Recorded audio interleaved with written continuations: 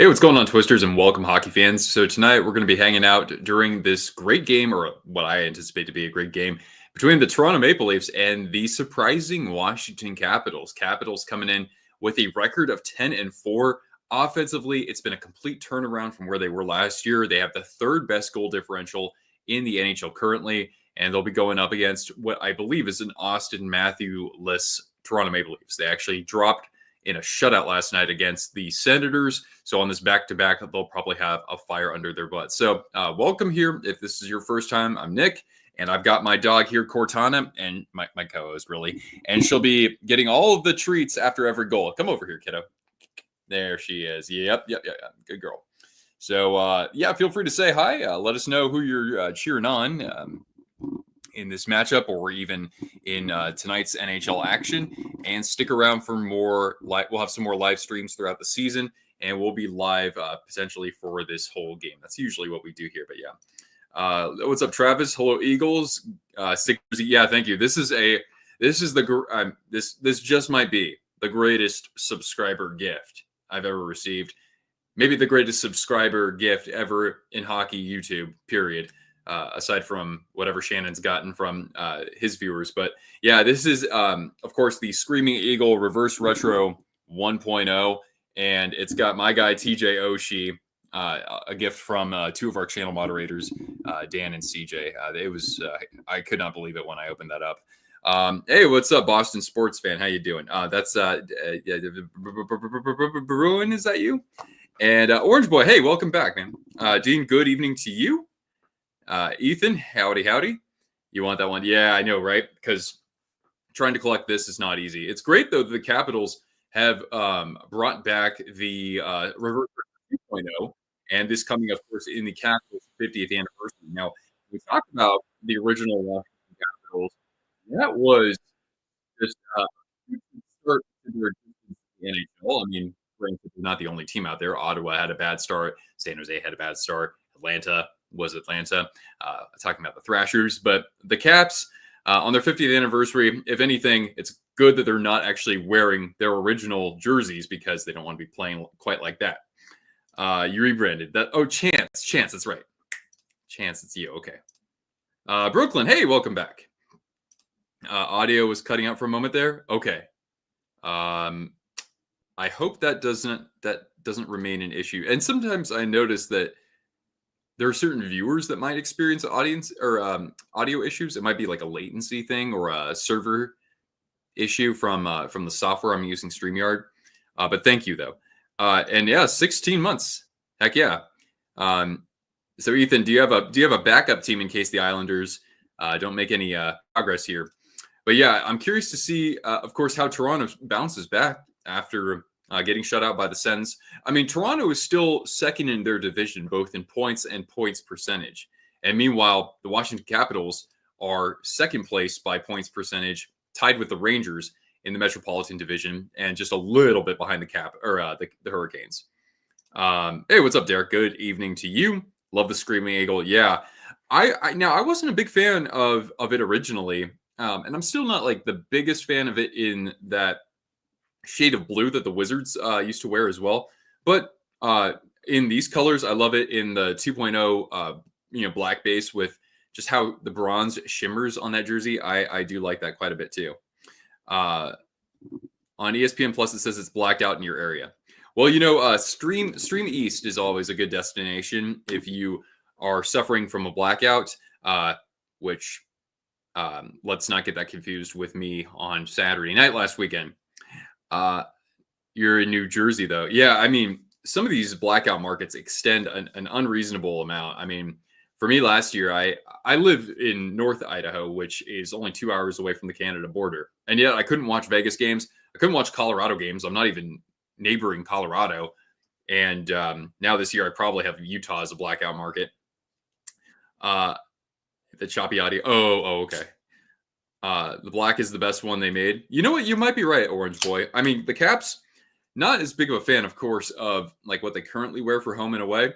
But when you look at the original uniforms and, yeah, the Screaming Eagle, I mean, those are both, I think, good looks. Yeah, the original one, I don't think it gets enough love out there because it's not really a logo, but it's got more it's got more character, I think, than the current ones. Although the one thing that the current home jerseys have that I'd like to see actually on the front of a jersey is, of course, the Weagle logo. I still think the Weagle logo is the best one if they were to like have a full-time home and away jersey shift.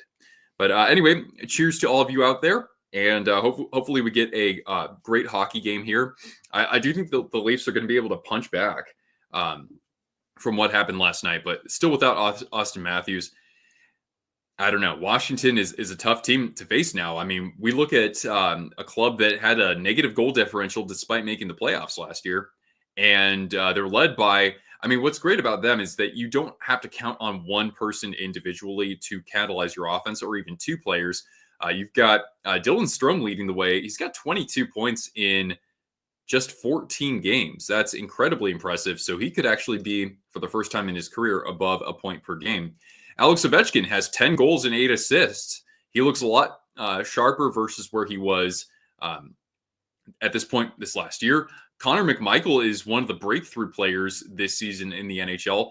I was kind of wondering if like one of a player like McMichael or even Protas, who's the next best in scoring, would kind of have a breakout, looking more at last year to help that team kind of solidify a playoff spot. But so far, McMichael coming in with 10 goals and 6 assists. He and Ovechkin and Alexi Protas, 13 points in 14 games, each are shooting at a 20% rate or greater, so 20% shot percentage. Tom Wilson, 12 points in 14 games. You can't really ask for better from him offensively. John Carlson leads their defensemen in scoring with 2 goals and 9 assists in 14 games. Logan Thompson is in net. Yeah, he's undefeated so far. That's right. Rocking a .910 save percentage and a 2.55 goals against average. A positive goal saved above average, which is good too. And really that's good considering, Charlie Lindgren for a while there was putting this team on his back to get them in the playoffs last year. So he doesn't have to have as much of a workload. And Thompson, assuming that he stays healthy, that's kind of a what if for a lot of goaltenders out there. I think he can be, he could be a good 1A. And, at 27 years old and not the most seasoned goaltender out there, who knows, maybe he can even build on that. The beard looks great. Hey, what's up, Riley? Greetings. Hope you're having a smooth week so far. A big McMichael stan and have been since you saw him in Hershey. Well, yeah, I mean, anybody can look good playing in Hershey, but I'm glad to see him having that breakthrough. But yes, I mean, guys, I appreciate all the compliments. I mean, I never knew that I'd get so much positive reception on the old face sweater here. I just wish that I could like connect my mustache to my beard. I really can't though. Not a big fan of Tom Wilson. I mean, at this point in his career, he has taken a lot of physical contact out there, and so he hasn't been as effective as he was maybe closer to when they were competing for the Stanley Cup. But I mean, so far offensively, at least he's doing something. Got called up to the varsity hockey team in floor hockey. All right, well, I'll drink to that. Congratulations. And you know what? We'll even throw Cortana a treat for that. Oh, well, I almost dropped my camera. That's not good. Here, Cortana. Whoop. Here you go, sweetie. Oh, good girl. Bruce, what's going on? Every time I think of Bruce, I always think of this huge tree I had at this house I rented. It was what's called a blue spruce. So I called him Bruce the Blue Spruce. And hope you're enjoying the season so far, of course. Cortana looks good in her shirt. Yes, I know. It's so cute. She doesn't like when I have to put clothes on her, but once it's on, she doesn't complain. Illinois and hockey and goal horns. Or hockey and goals. Cool. All right. Go Capitals. Yeah, I mean, I like that they've kind of experienced this resurgence and it's interesting when you compare them against a team like the Penguins, who, they've been in a very similar situation to Washington ever since, 2017 Penguins winning the Stanley Cup and then getting eliminated by the Capitals the next year, who won the Stanley Cup, right? It's been a very similar path for both franchises, but right now the Penguins are down. Capitals are surprisingly able to, have a great start to this year and, against my thoughts, get into the playoffs last year. All right. Victoria, how you doing? Does she Does she have to be wearing it, or does she have it on because it makes her look good? Oh, it's because it makes her look cute. I mean, she can do some promotions for me, everybody. Because here, wait, here, come here. I'm sure that most of you have seen this, but come here, shake a baby. Wait, there we go. See that? That is the channel logo on her shirt, and we actually have dog shirts available with our logo, recolored for every NHL team and even some defunct teams. So if you haven't already, do check out our merch store on Spring or Teespring. You can see a link to that in the video description down below. And of course, a percentage of sales goes back to the channel. And if you're an MVP member, starts at $10 a month, then you get a lifetime 20% off in the store. So you get the code. I'll hook you up. Pro Bolt, how you doing? Good evening to you. Thoughts on the Sharks' recent trip so far? Says Jordan. Hey, looking good so far. They played, of course, a back-to-back against Jersey and Philadelphia. And I know that, of course, the Sharks did let in those 3 goals against Philly, but I admire them for battling back there. Not to mention, the goaltending overall for the Sharks this year has been very good. Do they have some bad games? Not very many so far. I think that there have been times when games get out of hand kind of quickly. But other than that, Vanacek has had some excellent games. Blackwood, I think, I'm curious to see what his trade value could be, because apparently a team like the Colorado Avalanche is actually looking at Blackwood as a possible trade acquisition. What team is Cortana wearing? Oh, she's just wearing just the channel's like standard logo, right? What you see in my profile pic. Any thoughts on the Sabres this year? I really haven't watched the Sabres just yet, but I mean, I'm just thinking that maybe it's another one of those seasons in which they start kind of and then they catch fire in the second half. Is that going to be enough to make the playoffs? I wanted to put my faith in the Sabres, but I just can't yet. But I haven't followed them much this year at all. I haven't really watched as much hockey this year as I have in previous years. Excuse me. All right, so the anthem wraps up, and that means, the anthems. So that means that we'll probably get to starting this contest in just a moment. I'm just going to call it early first period on my little scoreboard here, or score tag. I don't know. Someone on Reddit said use Hulu. Oh, okay. I haven't tried that for hockey just yet, but if I know that if you already have Hulu Live, you might as well give it a shot. Surprised that New Jersey beat Florida. I mean, just objectively, like point blank, I would say that you might think so, right? Florida coming in hot, but maybe it's just that some of the travel has kind of caught up with them over the last week or so. You're saying that the Caps have had they've found a lot of value in the draft, even if they haven't necessarily had the highest picks in the first round. So yeah, we'll get going here from, what do they call it? Capital One Arena. I remember the days when it was the Verizon Center. But yeah, eventually the Caps will be playing somewhere else. Hopefully the quality of my video feed can improve. I mean, it looks okay right now, but it looks kind of like low latency or something. I do like the black ones that are the reverse retros. Yeah, those are a thing of beauty, right? I got to turn my volume up. Crank this ish up, man. I'm only worried with Cole Hudson being the only notable D prospect that you have. Yeah, I don't know how deep the defense will be this year in the draft.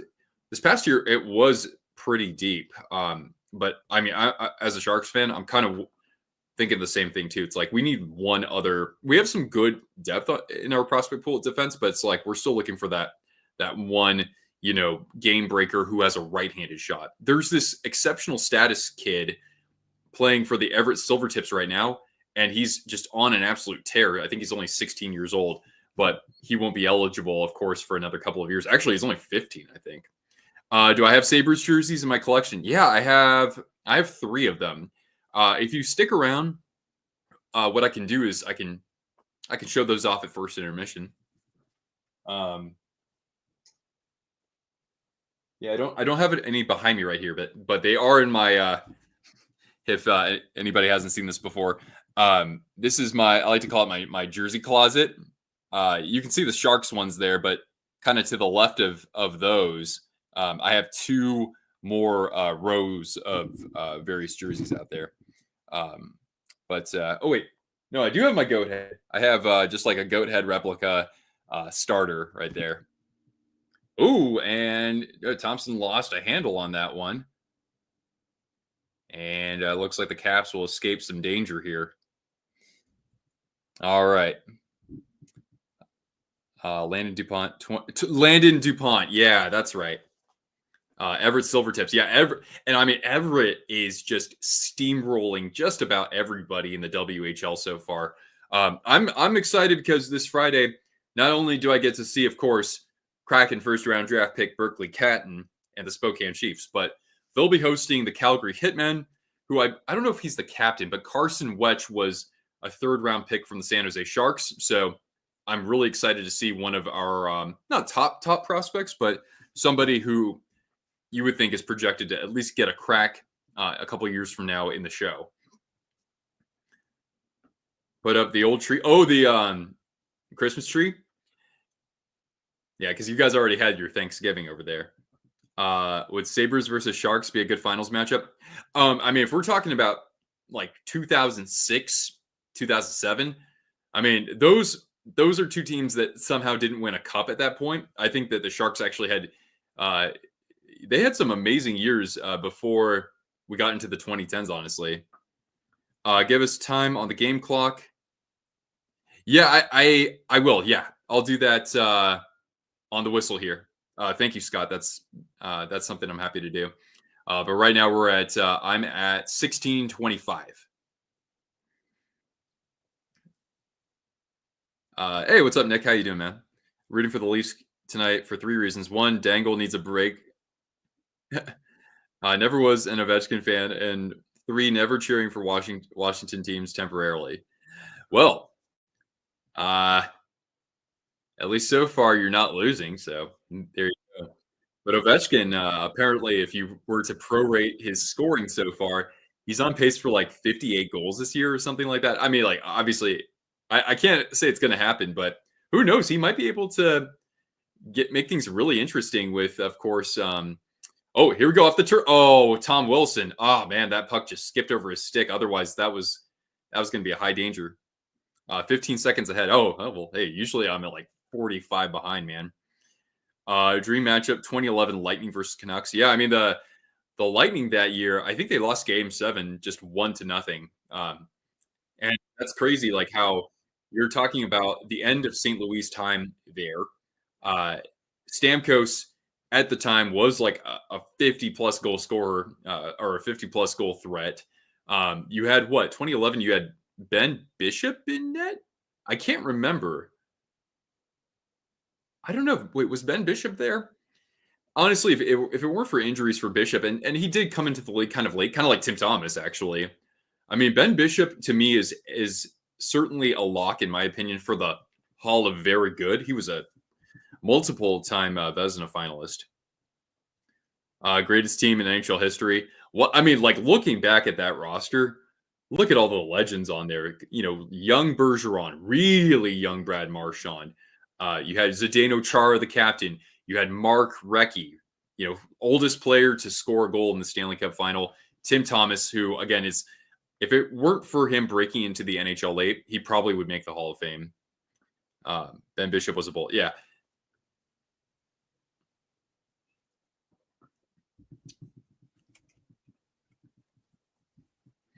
You know, I've really watched when I got into hockey. You know, Joe Beninati was still calling games, not just for the Capitals, but he would do like national broadcasts and playoff broadcasts. Just one of my favorite voices to listen to, honestly. I you know, he has such a distinct voice. Milan Lucic, yeah, that's right. What, Nathan Horton?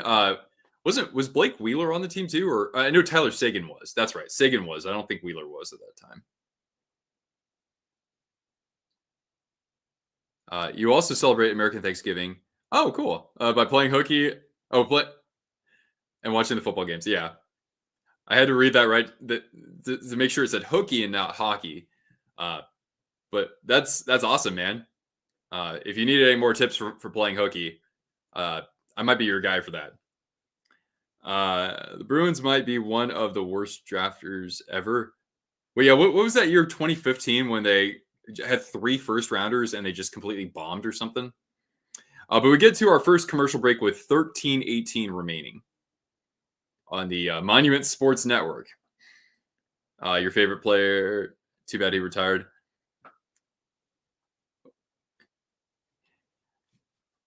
I mean, when was the last time he was like a legitimate, 20 goal score threat? It's been a while, but yeah, I mean, certainly one of the more intimidating players of that era.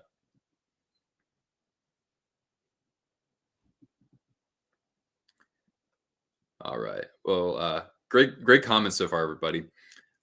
Leafs were horse poop last night against Ottawa. Yeah, yeah.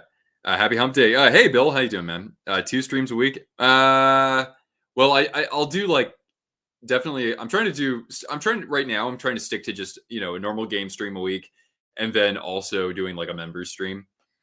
Dwayne Rollison, Dan Ellis, and Mike Smith were the goalies for Tampa. Oh, whoa, boy, that is a throwback. And Rollison, don't forget, had he not been injured during the Stanley Cup final in '06, might have won that cup for the Oilers, who were an 8th seed. If the Devils make the playoffs, you don't see them making it past the first round. Yeah, there seems to be some separation there between them in the middle of the pack versus a couple of the top teams in the division right now. You have 3 teams in that division that are among the best, I don't know, 6 or 7 clubs in the NHL in terms of just record. He was really good. Was like, okay, 1920. Okay, it's been a while. I mean, I can't remember talking about Milan Lucic being much of a threat during my time making content here.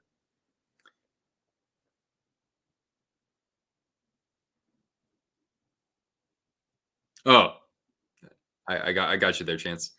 Are the Sharks worth rocking on NHL, or are there any Sharks worth rocking on fantasy?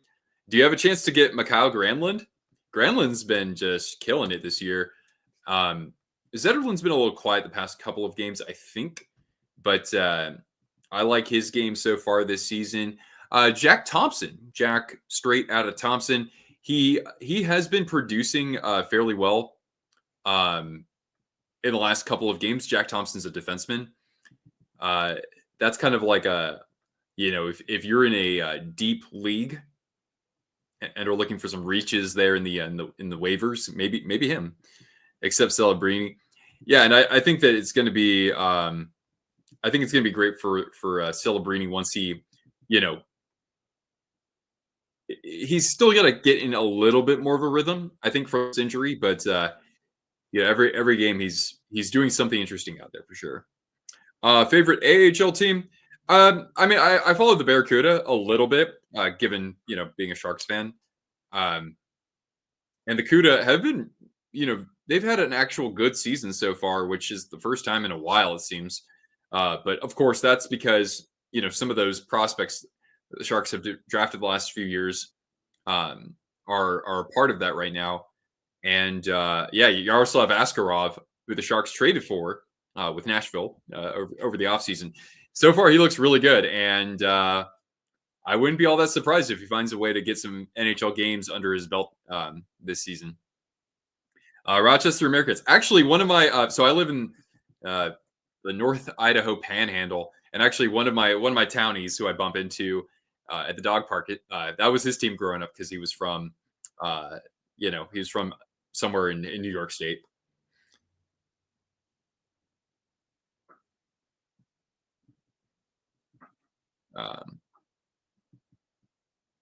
All right, so we're at the 11:25 mark. I gotta make sure I update the banner here. Oh, and a save from Wool off of the shot from Chikrin.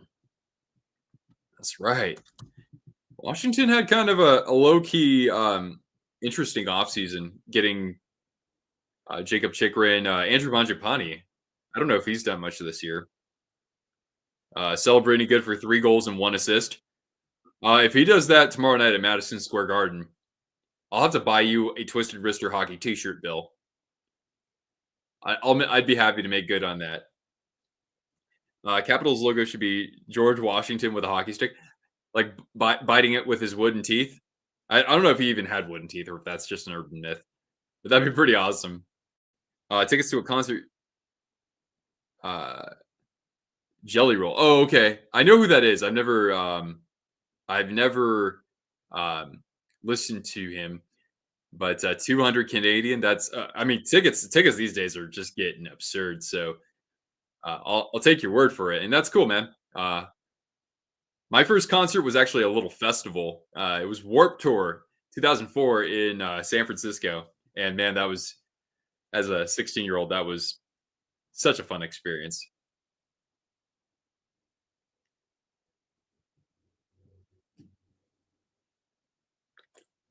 Dennis, how you doing? Didn't think the Caps would be this good.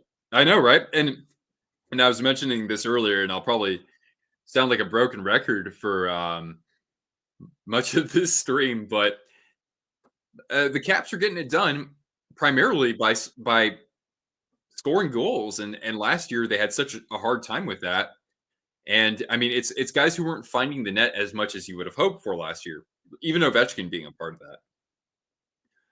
Best AHL team name that no longer exists is the Sound Tigers. Hmm,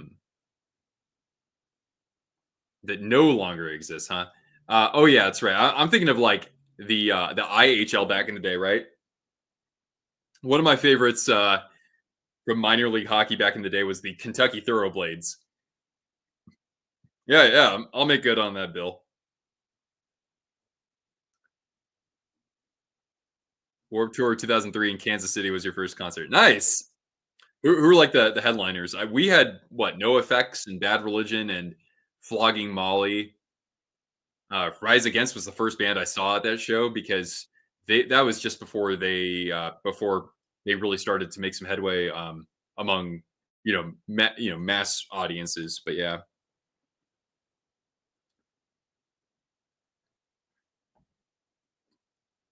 there is a rematch between the Red Wings and Penguins. Yeah, those teams are a little bit of a far cry from what they were 15 years ago. Yeah, and now they're in the same conference. Yeah, I myself, I, I understand why they're in the Eastern Conference, but the Red Wings belong in the West, man. Uh, that's right, Bill. For some reason, I thought he might have a couple more points, but he's only played what 6 or 7 games. Andrew WK, nice. Actually that would be really fun. I only know like one or two of his songs, but I still think that anybody could have a lot of fun at that show. Dropkick Murphys, yeah. Finals matchup is Washington versus LA. Wow, it's almost like we time traveled 10 years back because that's what people would say. Back then, those were two of the contenders. But you're not like making an outlandish prediction at this point. The Ataris, All American Rejects. Yeah, I remember buying their albums in high school. Uh,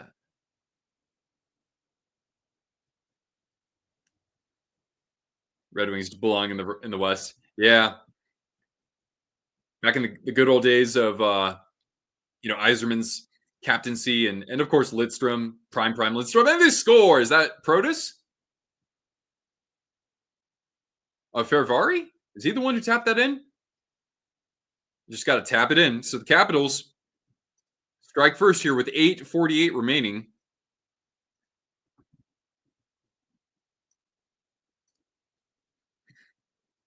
All right, let's give a goal treat to Cortana. That's a good girl. Make sure if you haven't already, smash that like for Cortana.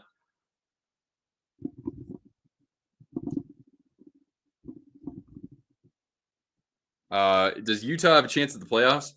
I thought that they'd be maybe a little better than where they are right now, but um, in that division, I'm just thinking of like what the West landscape looks like right now. I mean, you've got like Calgary uh, coming out and being a surprise so far. So like, why not Arizona, right? Or right? Why not Utah? Excuse me.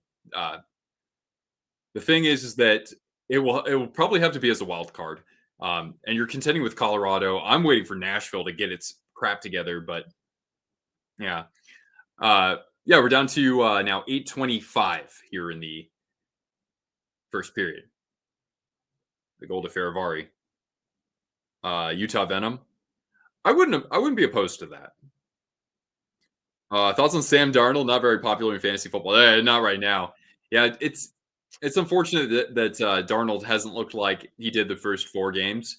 Um, and really, like when I look at this last game that they played against the Jaguars, he almost single-handedly cost them the game because everybody else played well. The defense was excellent. I mean, against Mac Jones, but still, they were tremendous. Special teams, they had to overcome the kicker and the long snapper being injured. They had to sign guys from like the practice squad, and the running backs pounded the rock, and the tight ends came up clutch. And yeah, they still almost lost. Uh, I mean, Darnold has some. He does have some skills in his toolbox. Pick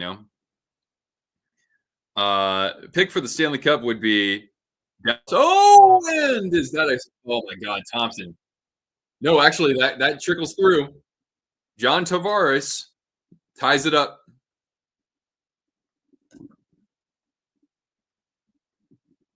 Hey, what's up, Dan? How you doing, man? Justin Jefferson had a bad day. Uh, yeah, I mean, the thing with Justin Jefferson is that, of course, a lot of teams are going to game plan around him, and the way that you do it is by really just hassling him physically. You're going to take penalties, but even so, if you can get a pass rush on the quarterback and he's thinking of trying to chuck it down to Justin Jefferson every time, you can actually, do some damage that way. Hurricanes and Stars, uh, or as Pro Bolt says, Dallas versus Florida or Winnipeg versus Florida. Yeah, with Winnipeg, I mean, like, I don't want to jump on the Winnipeg, on the Winnipeg hype train, in terms of like they're that much better than everybody else and should make the final.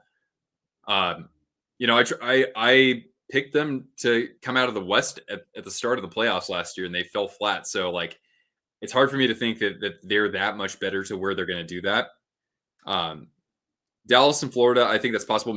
Hey, don't completely count out the Wild too, man. I mean, they've had a great start to the year, um, to the surprise of many too. Mr. Vic, how you doing? Here, good evening to you.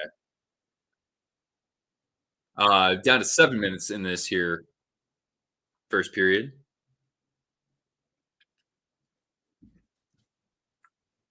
Hmm. Washington versus LA, Florida versus Calgary.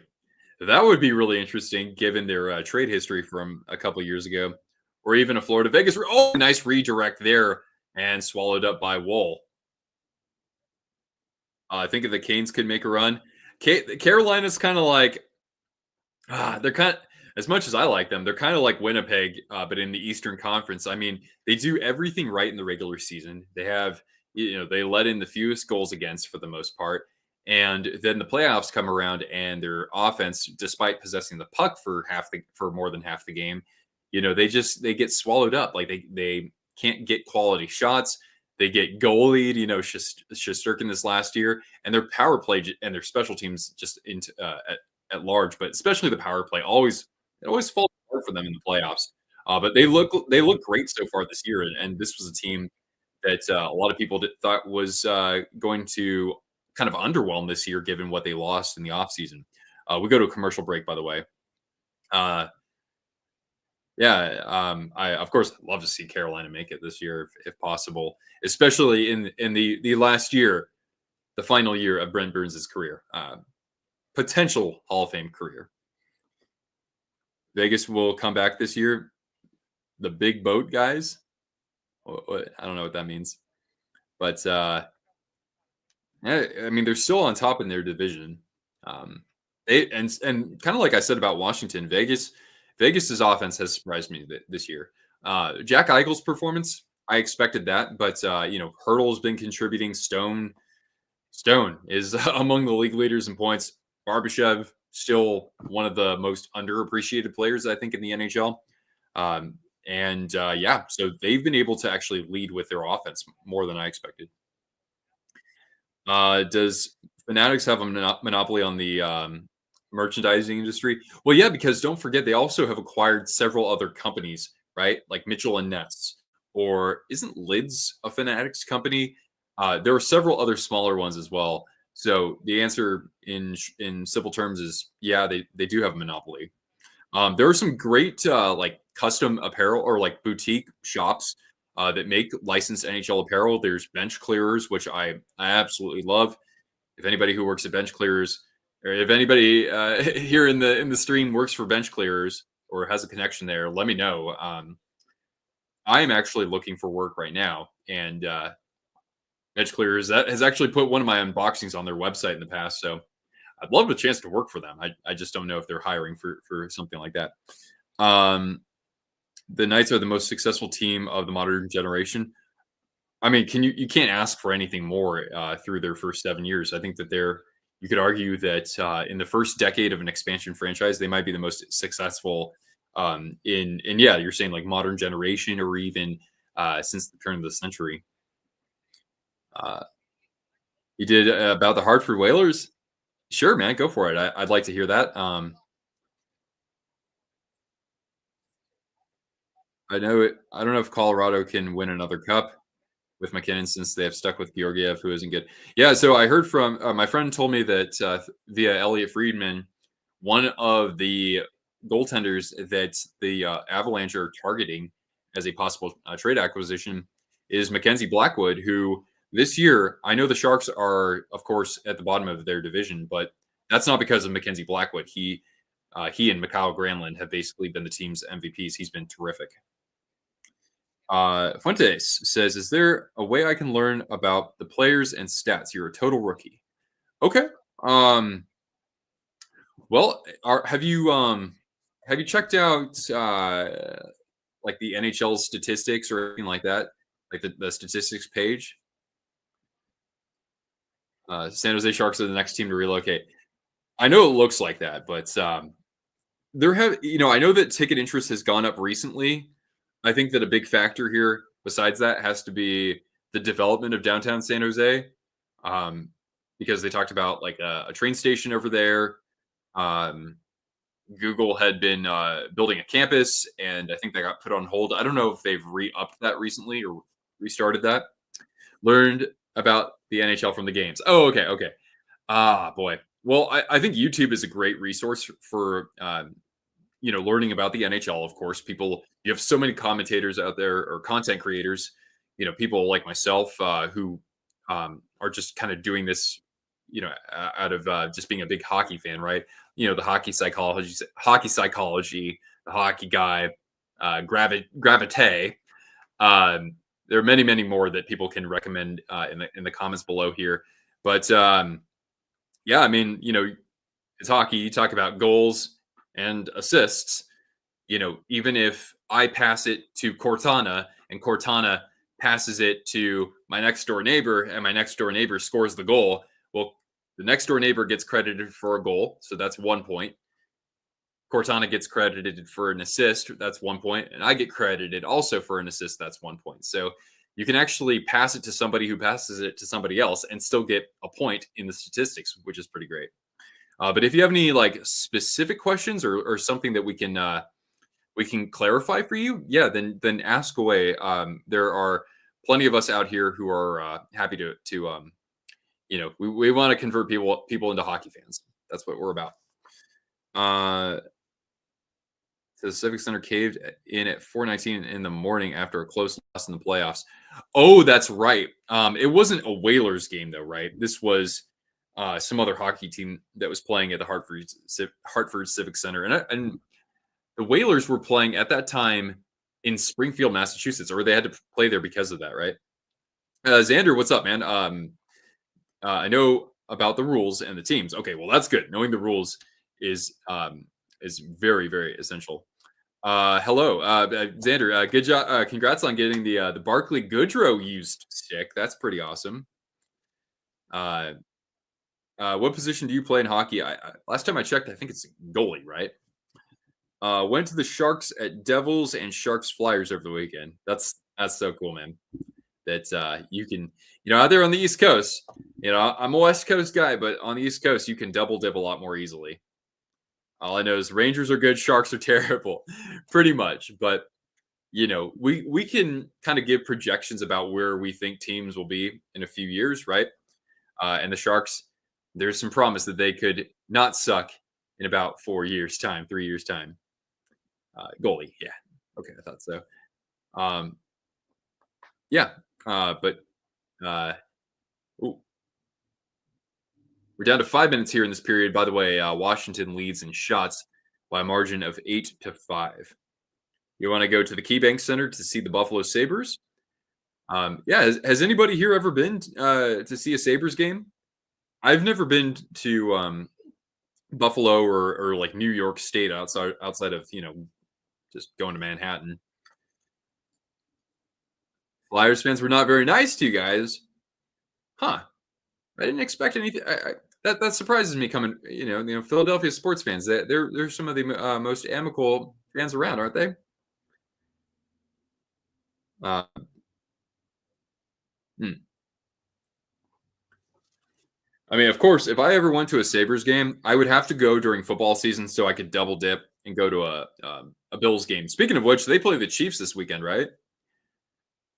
Who knows? Just maybe, the Buffalo Bills could uh, put one in the Chiefs' loss column for a change. All right, Cortana, this one right here. There you go, sweetie. Oh, good. Sharks and Flyers, the next Habs Bruins rivalry. Yeah, yeah. I saw Michkov get into it with Celebrini a little. They keep on wanting to fall. Well, do you have Christmas cheer? That's what you have to do, girl. No, poor Cortana. It's been raining here all day, so she hasn't gotten to spend that much time outside. Honestly, Igor is the best goalie by far. I think that he is. To me, he's the best goaltender. Connor Hellebuck this year, especially, uh, could be considered the league's best goaltender potentially. Ilya Sorokin's still really good. You got Jake Ottinger, Thatcher Demko. Demko is injured, unfortunately.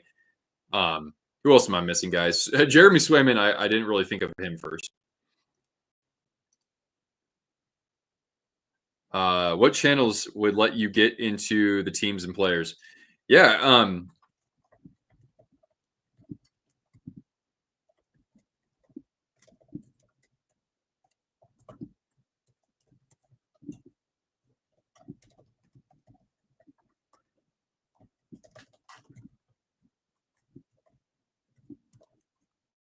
big Hellebuck fan.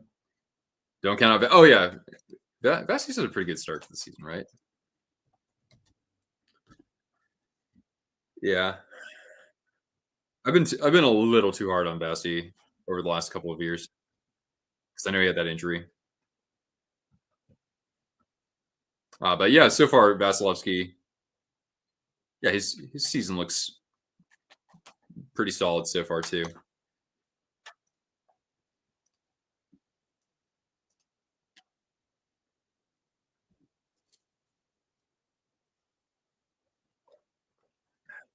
Ukko-Pekka Luukkonen, not just best goalie, but I mean that's the best name in hockey, isn't it?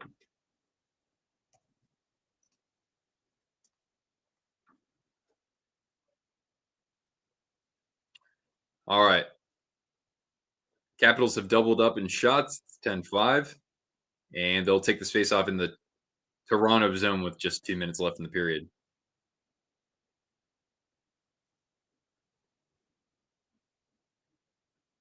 Oh, nice glove down by Protus. Oh, the cross seam feed broken up. Capitals trying to threaten here with the Strom line. Protus and Ovechkin out there as well. Man, that's pretty cool to see Protus get some time on the top line here.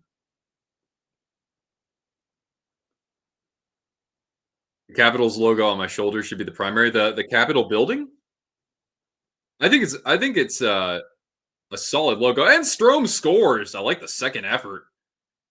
And what a great zone possession there for the Capitals. It all started with Protus gloving that puck down. And now in the final 2 minutes, the Caps retake the lead. City hockey, yeah, it kind of depends on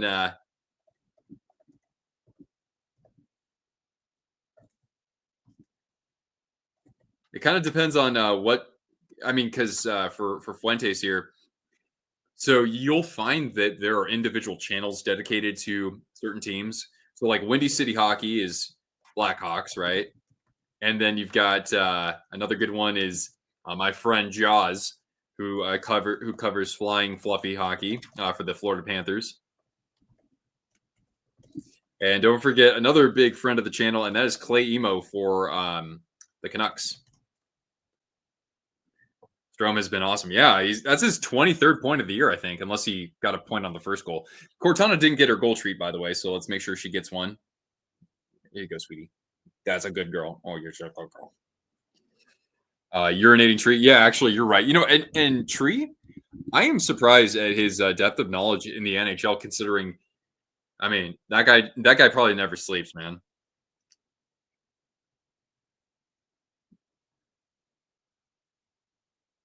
Number one hippie for the Leafs. Is that a creator?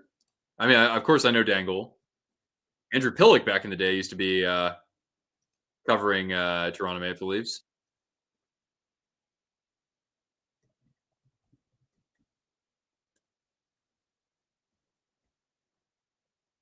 Oh, huh. Yeah, I'm not familiar with that channel. Number one hippie. Uh, yeah. I can do that. That sounds good. I can show you the Sabres jerseys. You only watch football and baseball. Yeah.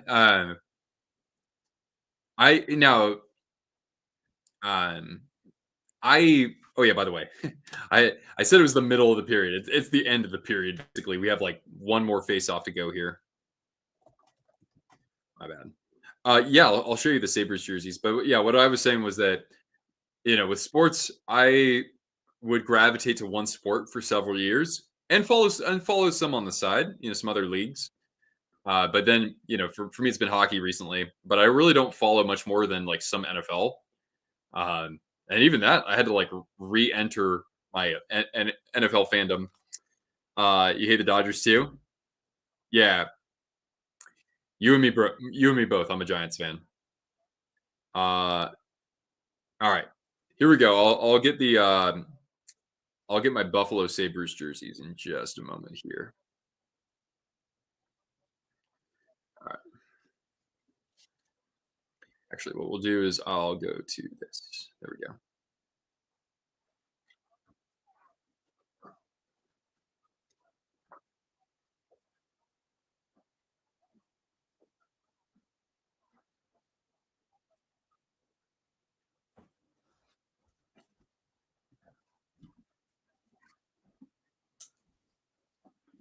Although my jersey collection, I'm starting to lose. Like I don't have any Avalanche jerseys. I have a Nordiques jersey. I don't have any Blue Jackets jerseys because I've sold those.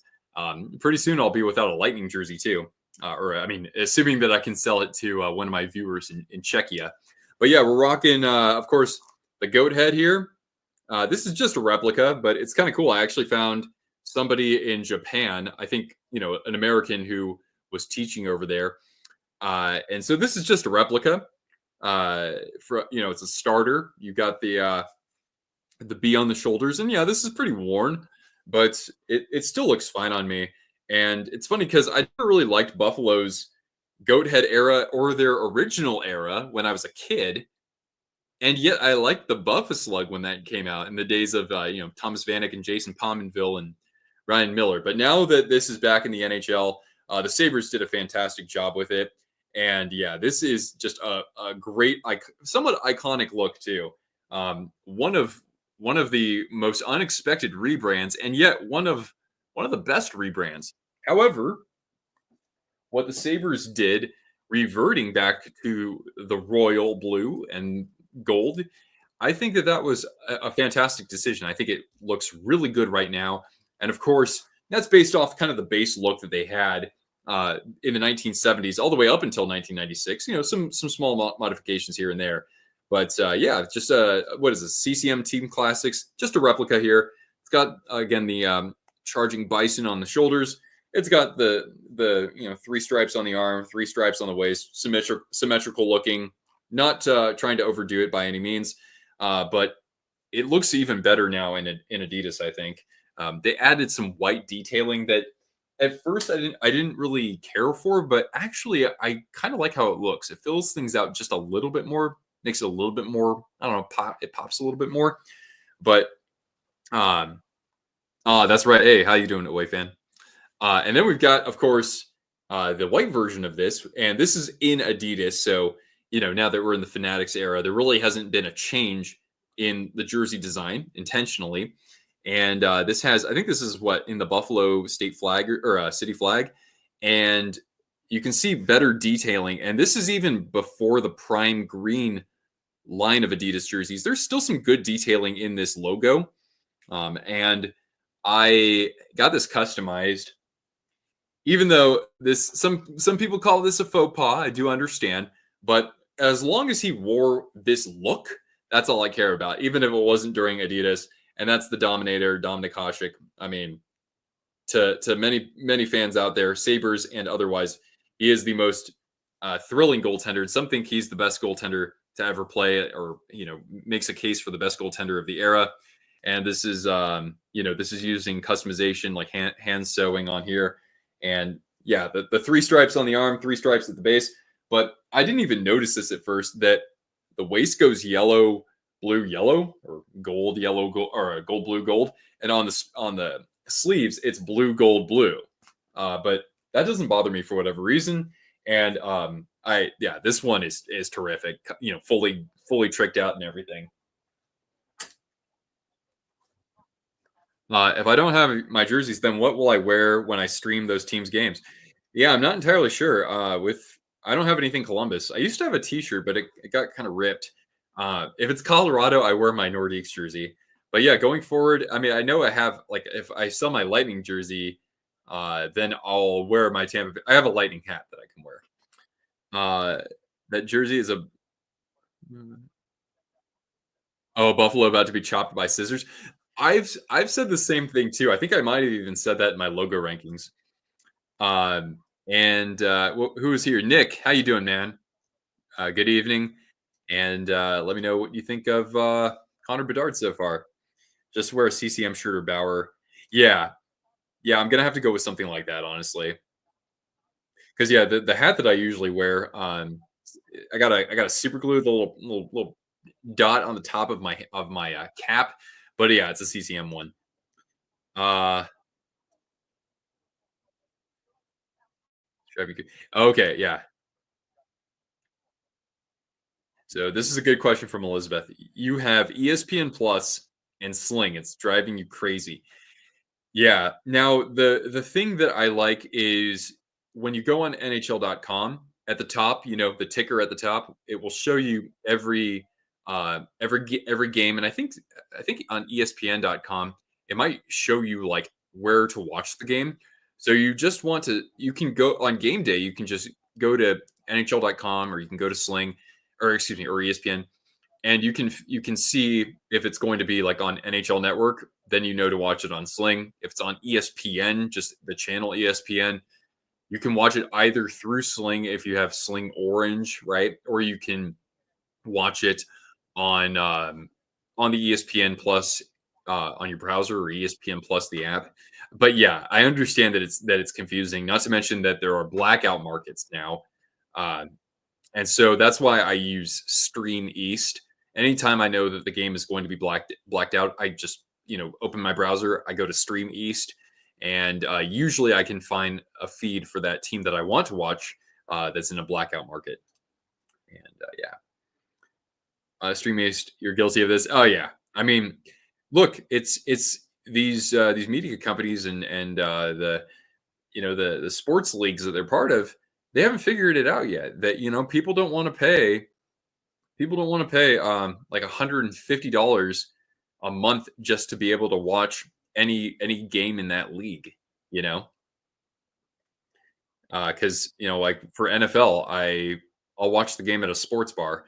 Uh, instead of purchase the game day or whatever you call it. Uh, a Scrooge during the holidays because you set up for Christmas so early. I cannot think about Scrooge without thinking of the Muppet Christmas Carol. That is a classic. Oh yeah, you're welcome. You're welcome. Illinois and hockey and goal horns. IHA EHOG. That's the abbreviation. You might have a new nickname. Wish the NHL would release the Winter Classic jersey already. Yeah, I know, right, man? I know you keep banging the drum on that.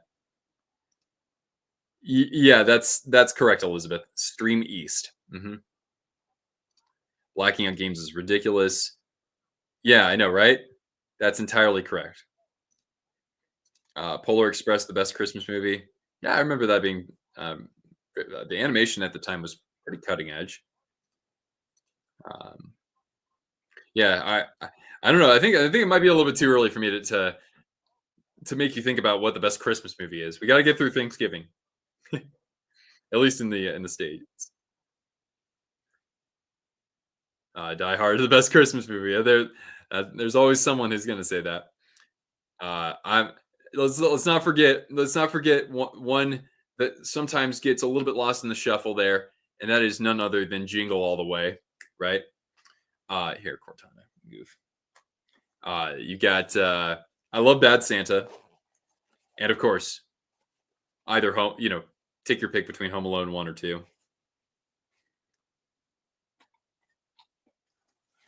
You like the name Ehog.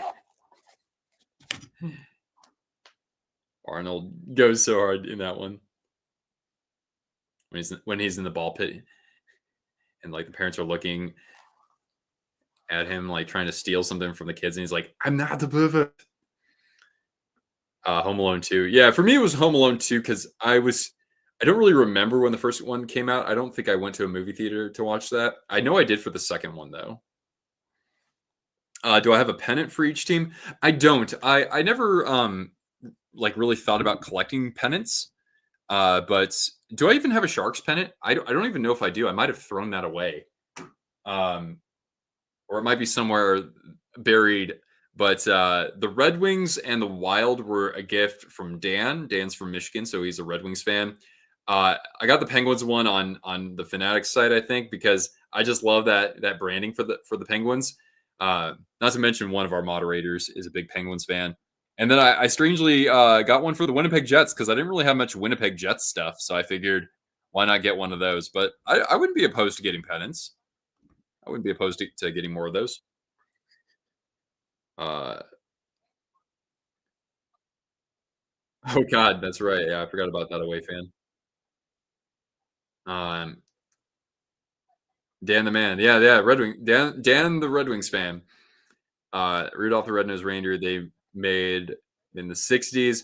Yeah, my nephew for whatever reason like loves watching those specials.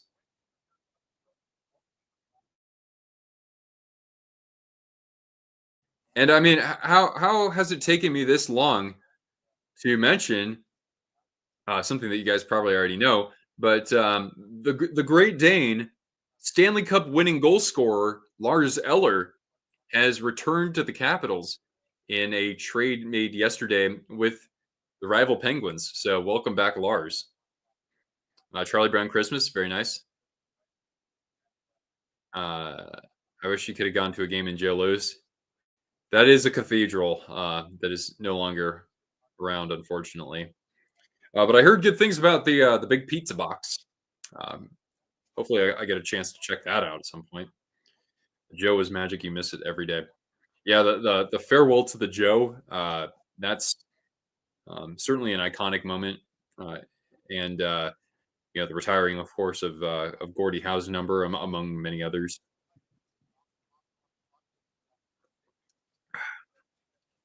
Hmm. I don't think this was the case. How's last year was what 1979 80 was. I know he was on the All Star team. Uh, where was that All Star game played? I was it actually in Detroit or was it somewhere else? Where was that? Oh yeah, and it was at the Joe. So Howe was part of it. It was his 23rd All Star game too. And that's crazy because that was just the 32nd NHL All Star game officially, right?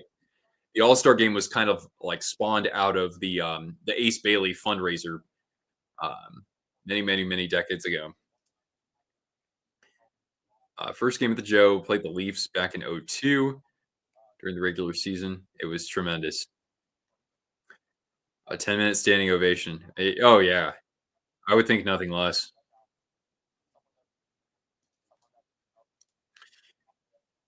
Uh, the Columbus had when they had no left winger on the opening shift. Yeah, that's true. And I mean, it's so cool that like for a couple of weeks there, the leading goal scorers in the NHL all wore 13, and Cole Caulfield is still what the leading goal scorer, or he's right up there. And of course, in tribute to Gaudreau, he had changed his name from what was that 22 to 13. Questions about next year's baseball season. My only question I'm going to ask is like should I be excited about Buster Posey as the Giants director of baseball operations? I mean, I of course being a Posey fan say yes, but I don't know what's going on in his mind. I mean, when you talk about catchers in baseball, that's the position that's most likely to succeed in a managerial role, from what I observe. Dank, dank. Glad to have you here.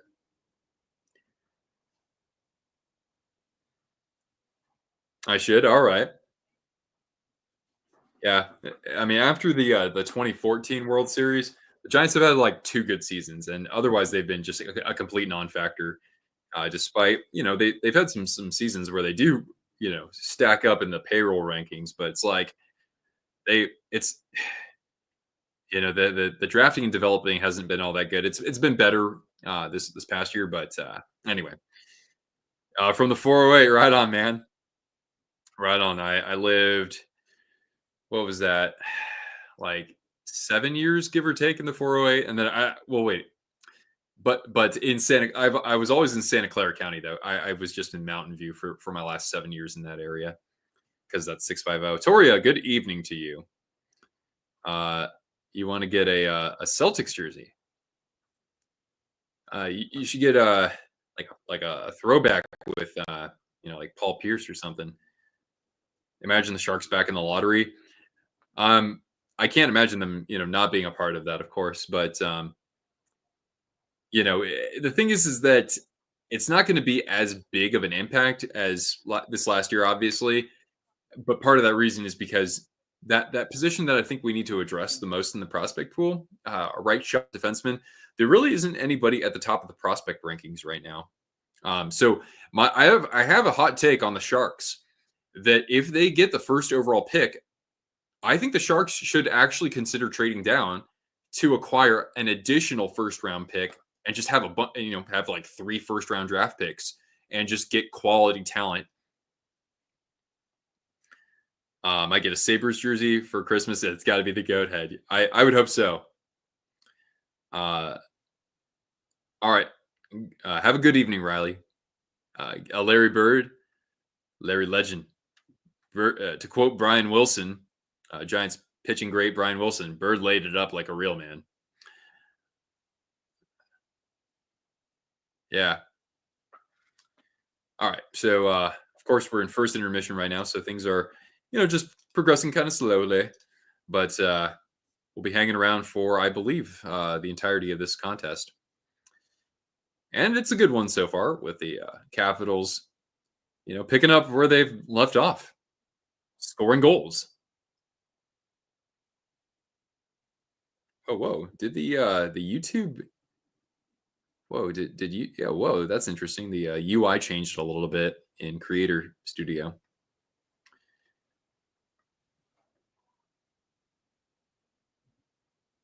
All right. The Giants will be good with Posey at the helm. Yeah. I mean, I don't expect it to flip overnight, but yeah, things just did not work out with Farhan Zaidi's vision. Uh, why is it called the goat head when it's a bison? Yeah, I know, right? It might just be because like people see the goatee on it or like the chin hair and they think more of a goat just because more people have seen goats than bison. I'm not entirely sure. The bison head doesn't sound quite doesn't have like the same ring as goat head. Jungho Lee is yeah, he'll be healthy. Good point. Good point. Uh you went to all 3 parades. I mean, that's fantastic. I didn't go to any of them. However, I did actually go to game 1 in 2010. Um, girl, you know, my dad, he didn't go in '02. Did my dad go in '89? I don't think he did. My uncle did, I wanna say. And so my dad was like, "Yeah, we gotta go to game 1." So we did, and then I actually bought him tickets to go with me, for game 5 of 2014. Good thing we won both games. You'd get if you got a Sharks jersey, you'd get a Nabokov, excuse me. Uh, yeah, Nabby's, between, like, Nabby and Jumbo Joe Thornton, who hopefully is a first ballot Hall of Famer, those guys are my all-time favorite Sharks. Signed picture with Brett Hull's 700th goal. That's oh, and it's against Nabokov. That's pretty kick ass. I mean, if I got a signed photo of Nabby, it would have to be him scoring a goal in '02, I believe. You hated the Giants, of course, that era because you're a Cardinals. Yeah. I mean, what I always like though is that that's always been a very even and somewhat gentlemanly rivalry. Just great competition between those two. If only the Giants had found a way in 1987, because then I would have been born like 2 weeks later or 3 weeks later. All right, so now we're at into the start of the second period. So Toronto will need to manufacture more offense. They only have 5 shots on goal so far. Uh, Buffalo should get another team for sports. Oh yeah, what's the next big team in Buffalo after the Bills and the Sabres? I know they got didn't they get an East? No. I'm thinking of a different city. They got an ECHL team, right? Um, but there's also what the Buffalo Buttes. Is that a thing?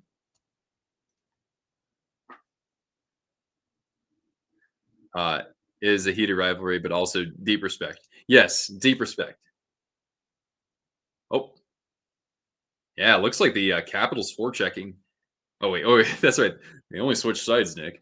Uh, so it's the Maple Leafs being able to keep this puck in deep, and Dubois skating it out.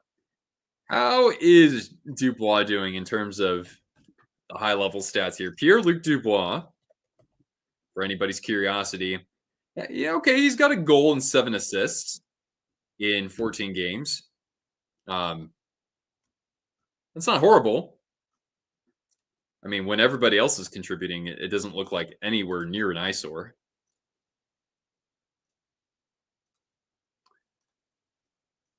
The Bulls, Buffalo college football team, they have a successful Major League Lacrosse team. Okay, yeah, I've never watched any professional lacrosse. I don't think I have. Maybe like one game.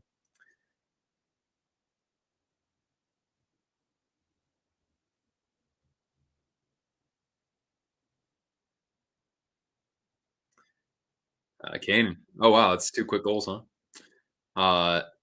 Here we go. Domi on the breakaway. He skates in and save nifty snag with the trapper there from Thompson. Speaking of Thompson, by the way, in other sports, we like to mix things up a little bit here, but I want to tip the cap metaphorically to the Golden State Warriors for a beautiful tribute to Klay Thompson last night. Boy, that was great. If anybody saw that, in terms of college football, you're a Hawkeyes fan. I don't really have too much a horse in those sorts of races. Uh, I tell people if I like any team, it's TCU because like my favorite NFL team, they wear purple, and it's the alma mater of the great Ladainian Tomlinson. Uh, and also, I guess I can kind of root for Washington State. Too bad there's no real Pac-12 now, but yeah, Washington State's a 2-hour drive from where I am here, and that's where Clay Thompson played his college ball. How about that? Things come full circle. I'm a Vikings fan, yeah, big time. You feel like Max Domi is an underrated player? He's been good with Toronto.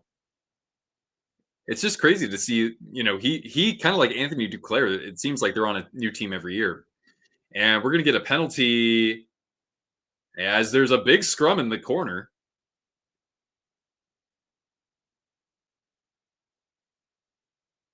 It's kind of like everybody's grabbing onto a partner out there. Huskies. Oh, UW Huskies.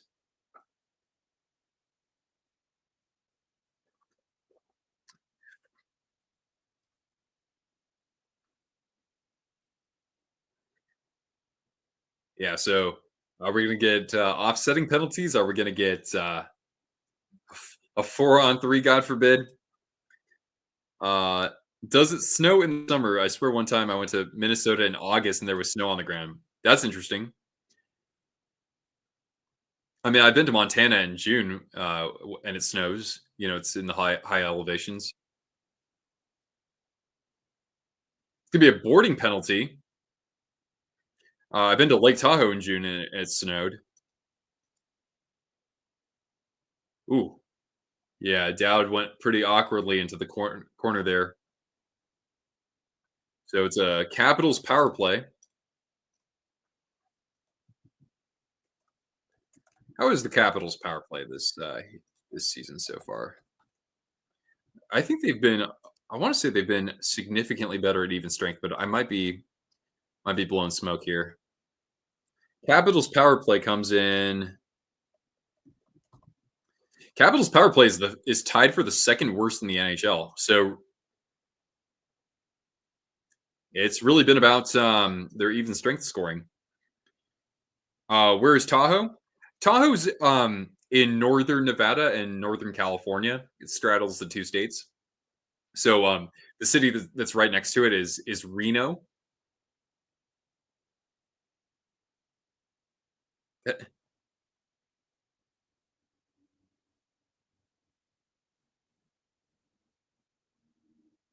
Binghamton. Yeah, Binghamton used to have what, the Devils? I know that. Wasn't that one of their teams?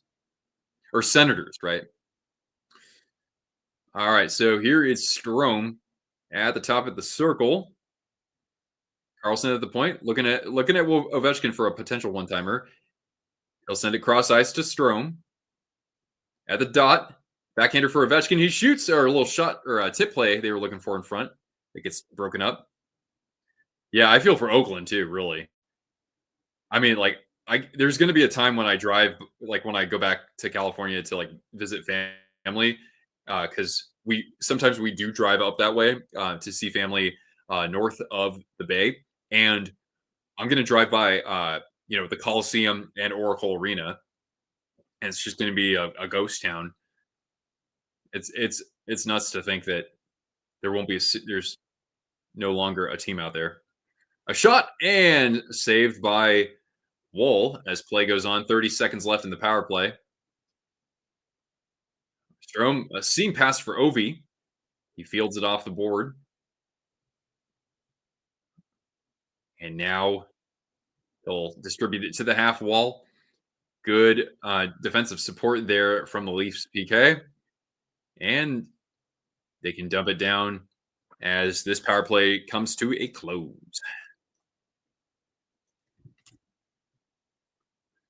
With 15:20 remaining in the second period. Love skiing in Tahoe. Oh, you've been?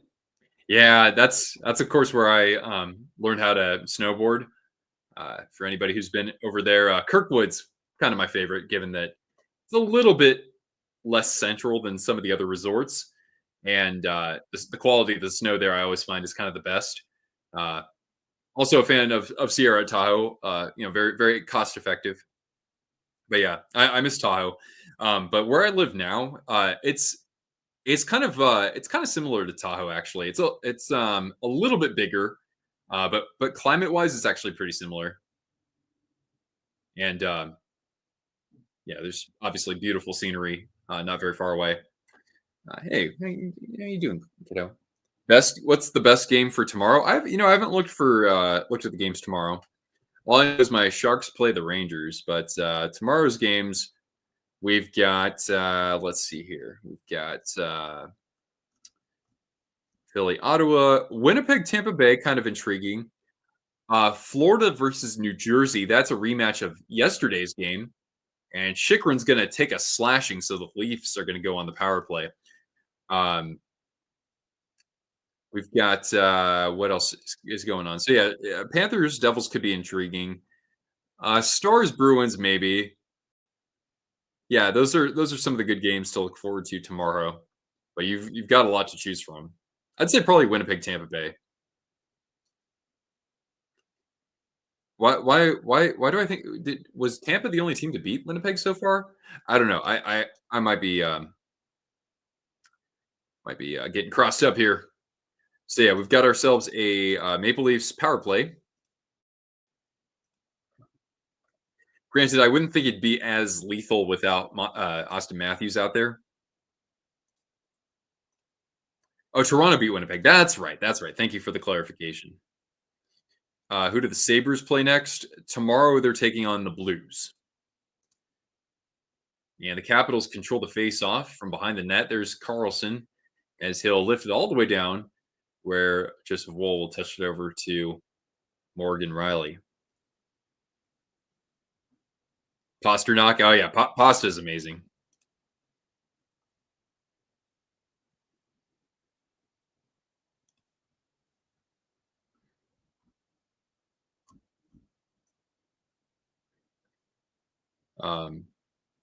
Calgary twice. This guy Bear. Oh, Tyson Berry's playing for the Flames. I forgot about that. He's not going to do too much on defense. I will say that. Uh, Sabres versus Blues, and where my goat head. I'll actually be live for our members at this time tomorrow. We're going to play. We're going to rank AHL goal horns. We have of course ranked NHL goal horns, so we'll have some fun with the AHL ones because I don't really know what those sound like particularly from mid ice. Really, that's intriguing. Vegas eventually will host an outdoor game with the Athletics new ballpark. Yeah, I think that'd be a slam dunk.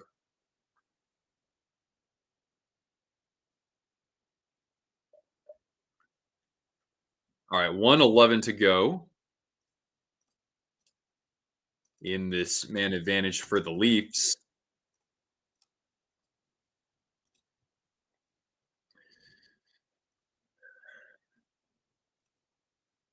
And the Capitals able to get this cleared all the way down.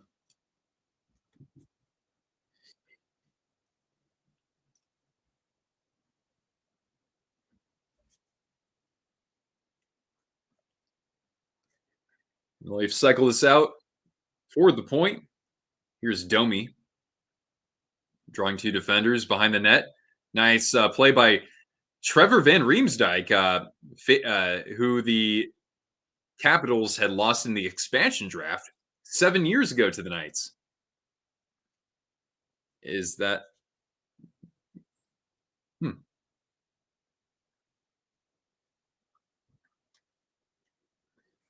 And the Caps able to break up this attempt here for the Leafs to get established in the zone, but a loose puck. And now picked up by Nylander. Big seam pass to Domi, but it skips over his stick. Working the seam again, looking for Nylander. And the Caps kill off the power play. And bid toward the crease and glove down by Thompson. And we'll get some more pushing and shoving between these two teams. Not really much of a rivalry, the Capitals and Maple Leafs. However, they did meet in the playoffs back in 2017, I want to say. in Auston Matthews' rookie year, and even though Washington was the powerhouse back then, the Maple Leafs put up a good fight and kind of showed you what was to come, at least in terms of the potential for that group. Even though I know they've only won one playoff series since '04.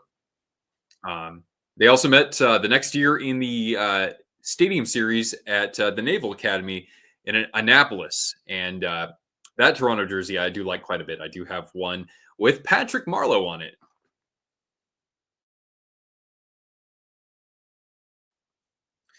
You'll watch the Canes Utah game. I mean, if you want to see if a team can keep it rolling, I'd say watch Jets Lightning or watch you know Canes versus Utah, because Carolina, yeah, they really promising start to the year, but they do get off to pretty good starts usually under Rod Brindamore. Vegas had an outdoor game before. Oh, that's right. It was a preseason game. I take it. The NHL's first regular season outdoor game was in '03. Can anybody remember the teams that were involved in that? It wasn't called the Winter Classic. I guess that's a clue I'll give you.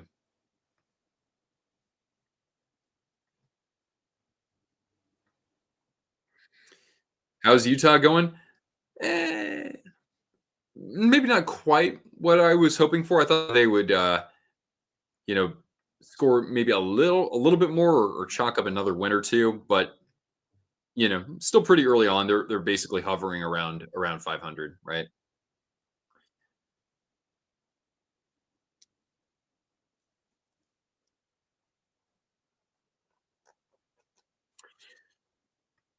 By the way, what was our poll looking like? Capitals, but 55%. Okay. Yep, Chance, you are entirely correct. It was Edmonton and Montreal playing the first outdoor game in NHL history in the regular season. I don't remember who won that game, but I wasn't really watching hockey back then. I was just playing NHL hits on my Nintendo GameCube.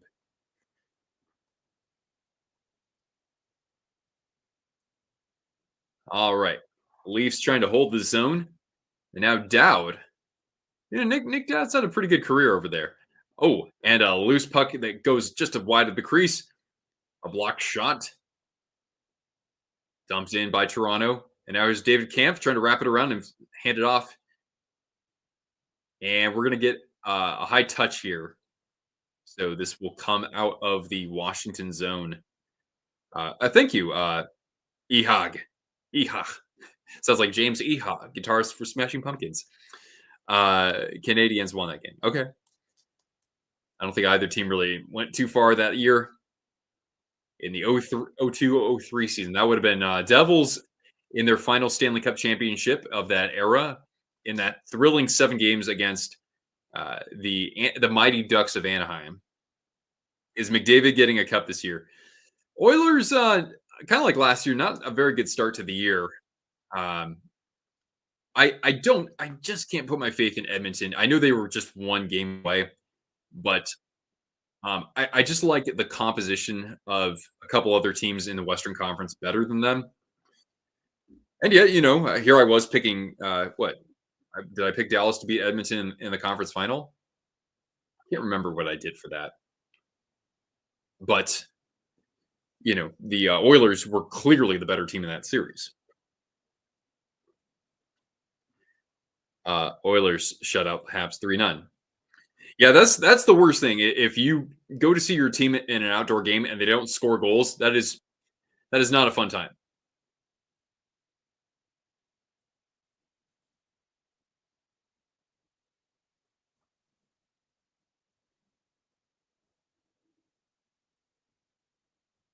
All right, here's Willie Nylander. Wait, I can't believe I'm asking this halfway through this game, but is Mitch Marner even playing? Is he even playing playing in this game? I legit have to ask that. I mean, you guys are always so good in the comments that I don't really focus so much on the game, even if I'm looking at my screen right now. But to that I say thank you. I mean I am certainly entertained. But in tonight's game, let's see here.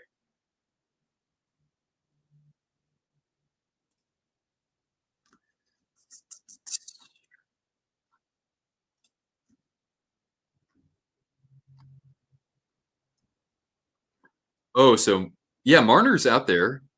Yeah, he's playing. He's played 9 minutes and 20 seconds. He's got 2 hits, but yeah, I haven't really seen anything offensively that I can bring to mind here. The Battle of Alberta outside. When? Wait, that was wait, there was that Heritage Classic last year. I know that. How many years the Sharks just remember? How many years the Sharks just ruined them back in the day? Uh, maybe I missed something earlier.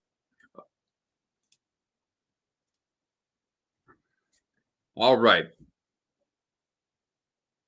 Caps got this one behind the net, funneled out to the point. Sandine, former Leaf, dancing around a little. John Carlson one timer, and they score. Oh wow, there was a lot of traffic in front of the net, and Carlson found an opening. I don't even know. I mean, I wouldn't be surprised if Wolf didn't really have a look at that. So Cortana gets a goal treat, and the Capitals take a 3-1 lead. There's a treat for Cortana. It's freaking cold in Alberta outside. Yeah, right now. What's the temperature in Alberta right now? In Calgary, or yeah, let's say Calgary. I'm gonna guess it's probably about 31, and that's of course Fahrenheit. What's the temperature in Calgary? It's 43 degrees in Calgary right 43. now. Huh. I thought 43. I thought it'd be colder. 38 in San Jose last night. Yeah, that's getting toward, of course, some of the cooler temperatures that we get. Actually, might have been colder than where I am. All right. Let's see here. So Toronto's going to challenge that there was goaltender interference, though. So it stands, or it's ruled as a good goal, of course. But we'll see if this gets overturned. Logan Thompson on his way to 8. No, I mean, even if this goal is overturned, I mean, to me, Washington has been in control for almost this whole game. Let's take a look at this. The overhead look always helps. Dowd was in the crease, and he collides, or he makes a little bit of contact with Wall's blocker. Yeah. So now the Caps commentator says it didn't prevent Wall from potentially making the save. That's because it's going in slow motion, though. Because if you put that at full speed, yeah, I think Toronto might have a case, but we'll see. You were at the Winter Classic last year, and oh my god, it was effing cold. Wait, what? Which one was that? Well, you're not talking about the Kraken hosting the Knights in Seattle, right? You're talking about what was that? Penguins and Bruins. There was also, of course, the Blues and Wild in at Target Field in Minnesota, which was what, like, at least it was colder than -20. I know that.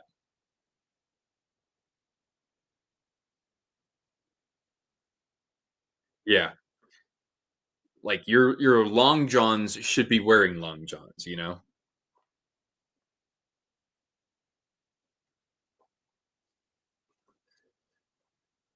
Uh, this was now like 13 years ago.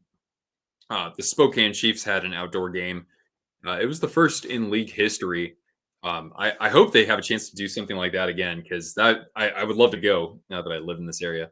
The Heritage Classic. Oh, okay. You drove to what was that? I forgot what that wasn't in Red Deer, was it?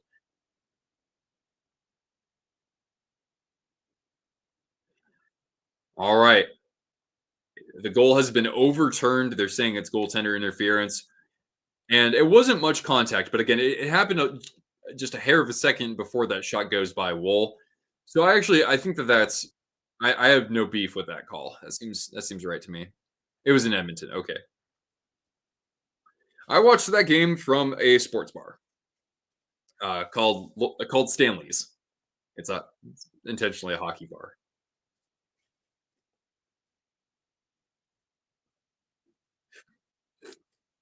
And I wore a Flames jersey because I was hanging out with a friend of mine and his wife who's um, from Calgary. So I had to wear a Flames jersey for that. Wear ski clothes? Yeah. I swear, I mean, if it's going to be below 20 degrees, yeah, you should definitely dress like you're going to go skiing and skiing somewhere where it's cold. Fortunately, like where I live, most of the days, even if you go skiing or snowboarding on the mountain, it's gonna be like 25 degrees. And actually, that's a really comfortable temperature because the snow feels good as long as it's not too windy. You're not gonna feel like you're turning into a Slurpee. Uh, Ski mask on. Yeah, yeah. Get your balaclava going or your gator, right?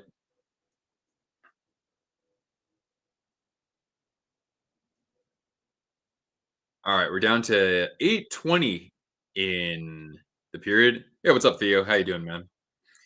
What's going on? You guys are losing to the Flames.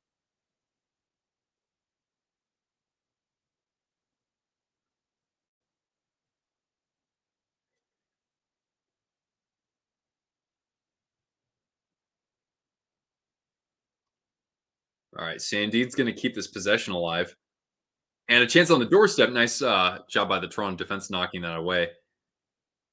The Toronto just looks like a different team, especially without Matthews out there. One at the end of the day, right?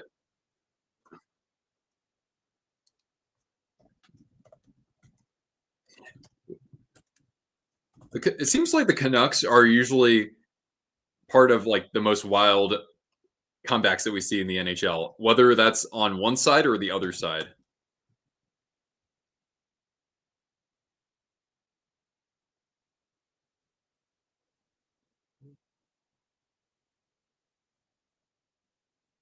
And then they'll be taking on the Islanders tomorrow. All right, you got to get back. You got to get back against Bo Horvat.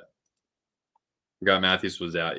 Yeah, Toronto only has we're down to the 7 minute mark, and Toronto, just missing their 11th shot on goal, or potentially their 11th. I don't think Thompson had to make a save there though. Capitals switch their logo to the winner with a hockey stick. Oh, jeez. All right, here's is that that's Dubois. I thought it was Eller at first. I'm like, wait, he wasn't suiting up tonight. Whoa, nice save off the one timer off of John Carlson. We'll get a cover up with 6:30 remaining as we go to a commercial break. Of course, there was the overturned goal for goaltender interference against Washington. Yeah, yeah, we're still kind of waiting for the temp to really sink here. I mean, in October we get a nice temperature drop in October, but it's not like we don't really get snow typically until like I'd say on average like late November. But I've been here when we've had 8 inches of snow on one day in October. It can be, I mean, it can be a little unpredictable, but usually your best bet is cloudy and like 40 degrees right now. Will Matthews be playing against the Oilers? I didn't know he was hurt. Yeah, he still hasn't been activated off of injured reserve, so he's got a little time. That's good, but with Toronto dropping 2 games, I could maybe see him playing. But maybe I don't know how severe that injury is going to be. You're in the Santa Cruz Mountains. Nice. Um, so I grew up in Monterey. Uh, but yeah, if I had to like be somewhere in that area, like have a Bay Area job or yeah, just kind of like stay in the area. I mean, like Scotts Valley would probably be somewhere I'd want to be, or one of those tiny little towns there, because that can actually make you feel like you're kind of removed from things. You had snow last year for the first time in 20 years. Yeah, yeah. That's not very often where you hear about people reporting snow over there. And so you get it sometimes, in the East Bay, right? Like if you're further inland, like Mount Diablo, Boulder Creek. Yeah, yeah, yeah. I've never really spent much time in Boulder Creek, but I have, driven through it. It's pretty cute.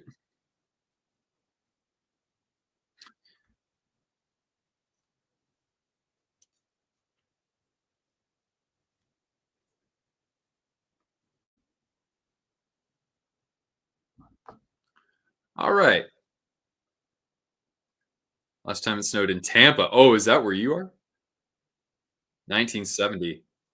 Yeah, I can't even imagine a time in history when Tampa got snow. Jacksonville, on the other hand, I could see that being a once in a blue moon sort of thing because it's in Northeast Florida and it can actually get into like the 30s at night for a brief period during the year. I think. Yeah, I went to Jackson or I went to Tampa. I think it was like right after Gasparilla, and which is in what February, and it was like 88 degrees and humid. Well, I mean, I don't even need to say it and humid, but yeah.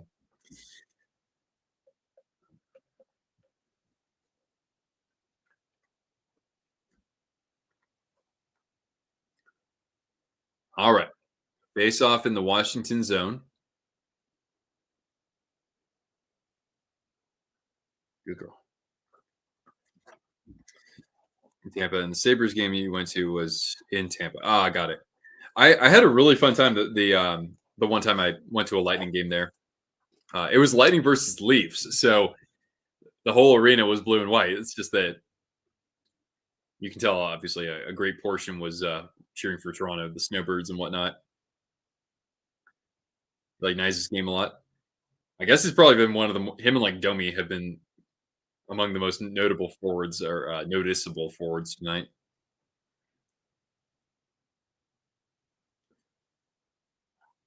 All right, here comes Washington again. A shot and off a defender's back off the rebound and put just wide. Down to the ice goes, what is that, Dowd? And he gets back up. Looks like he's okay, but it might have got a puck off of. Oh, yeah, he's cut on his nose. That probably will need some stitches, but he's fine otherwise. Why does Canada either hate or love the Leafs? I think because the Leafs, at least from what I hear, they get so much more like a disproportionate amount of media coverage.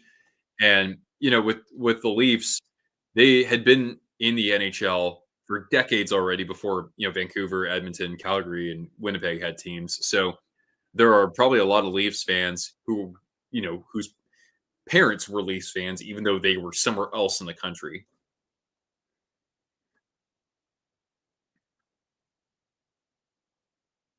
You're a Vancouverite and you like them, but not a lot. Yeah, and I think that even if you don't like the Maple Leafs, if you live in Canada and they went to the Stanley Cup, I still think a decent amount. Excuse me. I think a decent amount. Excuse me. Carbonation. Ugh. I think a decent amount of Canadians would root for the Leafs if it was them versus an American team in the final. Oh, geez. Wow. This is a sour beer. Do I have hiccups?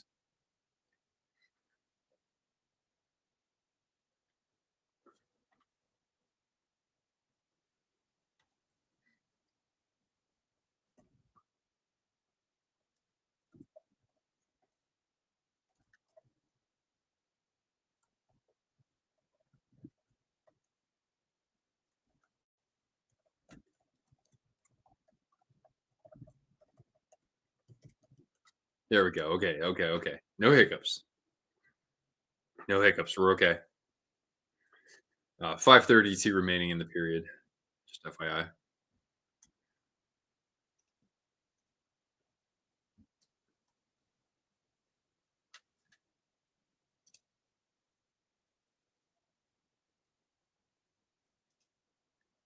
They're just reviewing to see if there was any penalty there when Nick Dowd went down. So I guess we'll stay at 5-on-5.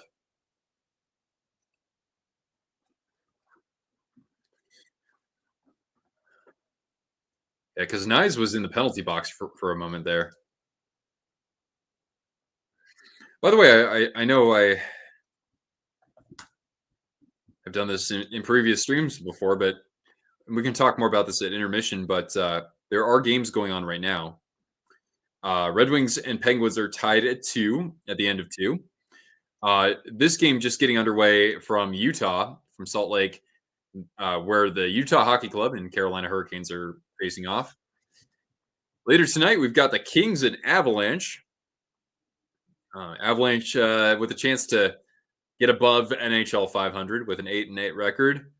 And then at 7 o'clock Pacific time, the Golden Knights will take on the Anaheim Ducks. Anaheim 5-7-2. A big piece of that has been the goaltending of Lukasz Gostal, but I thought I'd get a little bit more out of the Ducks so far. But hey, they've got lots of young players. They need to still develop some chemistry. I think they're going to be better than what they're showing right now.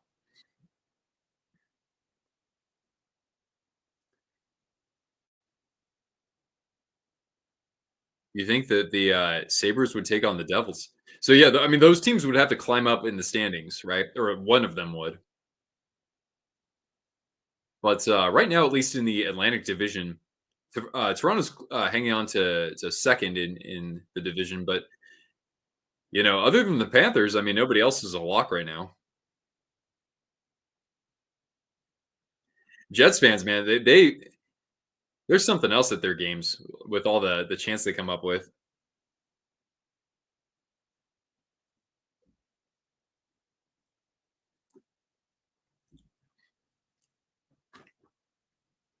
For the most loyal franchise.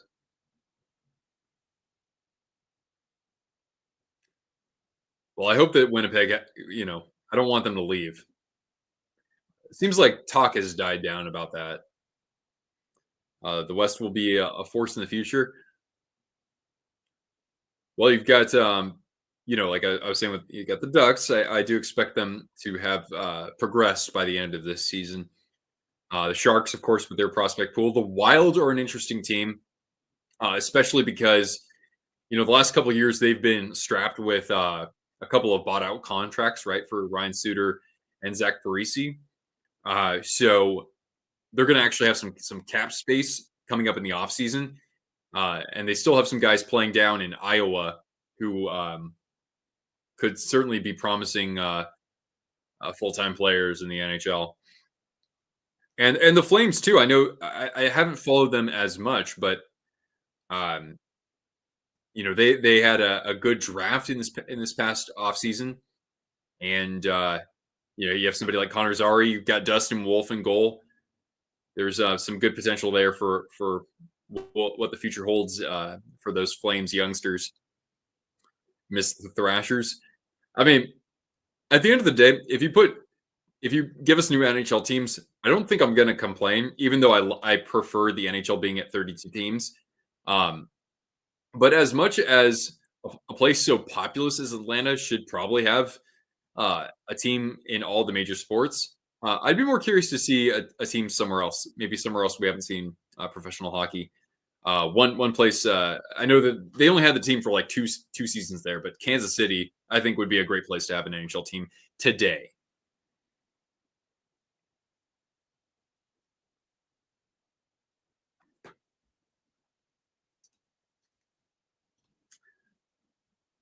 Wow, the Maple Leafs have almost pulled even in shots. Ooh, good look for Nyes there. Oh, maybe a 2-on-1. Protas, he comes in. And he was looking for Ovechkin there. He passed up on the shot, and he comes back and scores. Alexi Protas. And there's the 3-1 lead that we saw for a split second earlier. It got overturned. Hartford would like their team back, please and thank you. Yeah, really.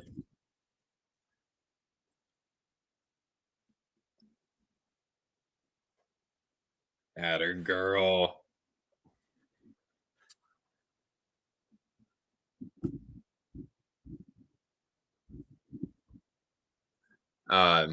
Let's see Atlanta get one back. Portland, Kansas City, Charlotte. Yeah, no one really talks about Charlotte. They've got the Panthers for football and the Hornets for basketball. Charlotte's a big city. I don't know about the metro area. It's probably pretty big.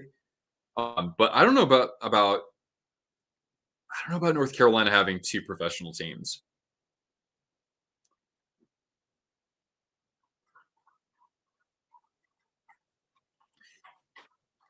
I mean, I don't know if I see this happening, but Austin only has the MLS team, right? And I know that like Dallas is the team in Texas. I mean, and Houston. Don't forget. Seeing Danelle, how you doing, man? Yeah, I got my Caps reverse retro with the American hero that is TJ Oshie. Excuse me. There we go. TJ Sochi. one of the great Adidas jerseys of that era.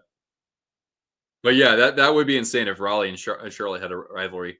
The thing is, though, that like when I think of sports rivalries in that region, I think of um, the rivalries that happen in the greater Raleigh Durham area because you got Duke, North Carolina State, and the University of North Carolina all there. Wake Forest not that far either.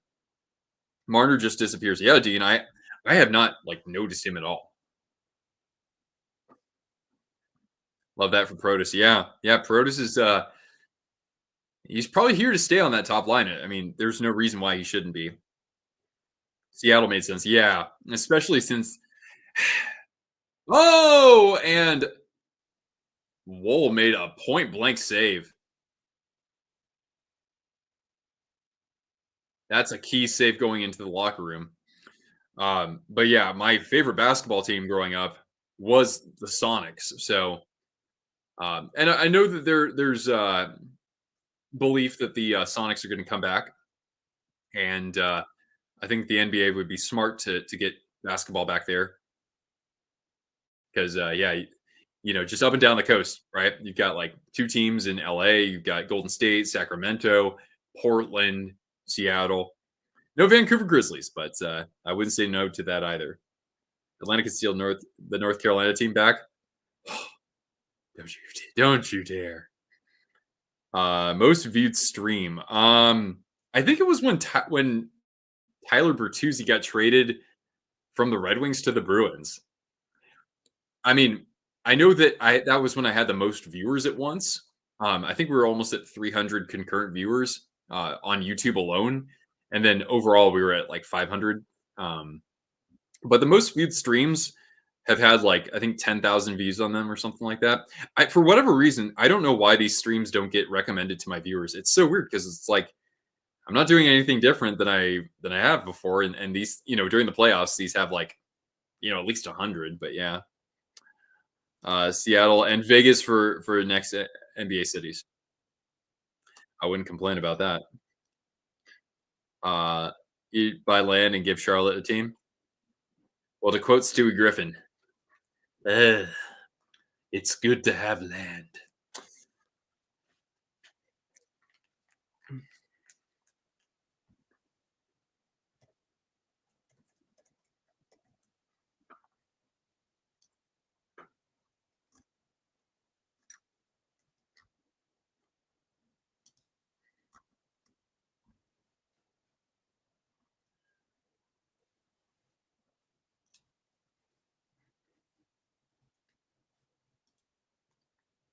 Vegas has a small population. I mean, it's growing at a pretty good rate though. Like Henderson's got like 300,000 people, and North Las Vegas is pretty darn big too.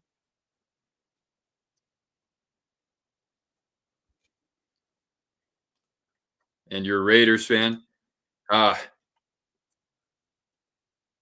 it's weird it's still weird for me to say the Vegas Raiders.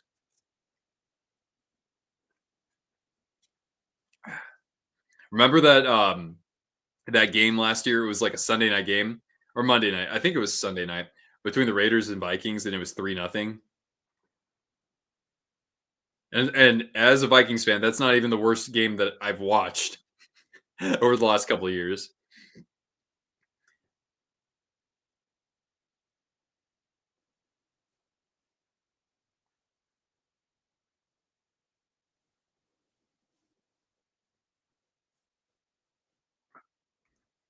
Well, I mean,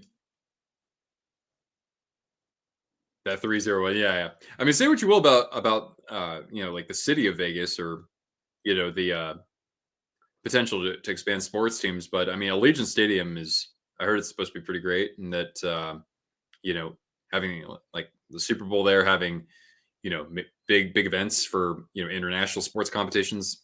There's definitely potential there.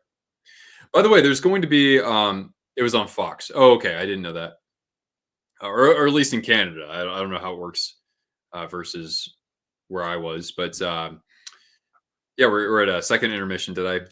Yeah, I gotta update that. Um, that's right. The World Cup is coming to the states, right? And I think that Levi Stadium is going to host a couple of matches, and so will Lumen Field, where the Sounders play, or the Sounders and Seahawks in Seattle. Would I go to a game? Maybe, but but then again, you might see, like two teams that that you know nothing about or that you don't have a connection to. I mean, countries really.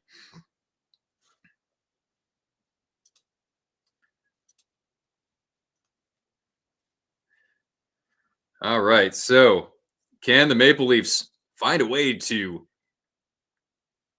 tie this game up? They've got 20 minutes left. They were able to get some shots off.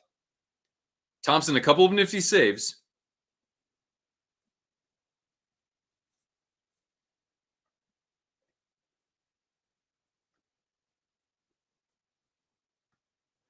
Wait, I thought Alexa Landistori worked for NHL Network now. So she's back with Monument Sports and Entertainment. I mean, she's a great hostess on the Caps shows. Montreal should get an NFL team. I mean, if there was gonna be an expansion into Canada, I'd want there to be two NFL teams simultaneously. I would hope that Vancouver would be one of the teams. So you get one in the Pacific time zone, you get one in the Eastern time zone.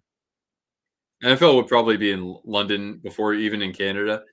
I guess you got to look at like the economics of it, and of course the fact that you know NFL games have been played in London now for like what, like the last 15 years or so.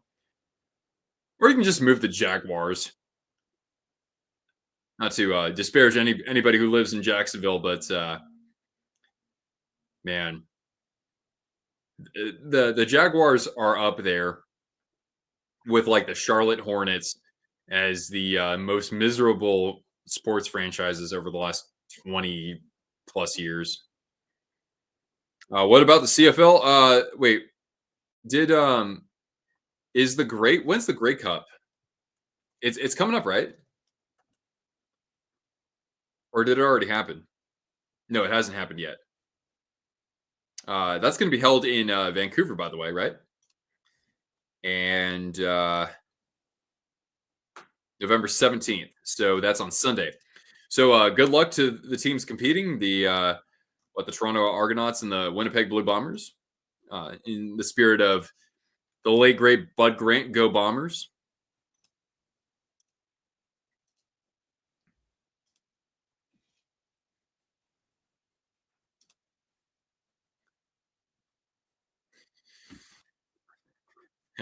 Yeah, that'd be so funny if the NFL was like, "All right, we're expanding. Everybody, we're going to add a new team in London, Ontario."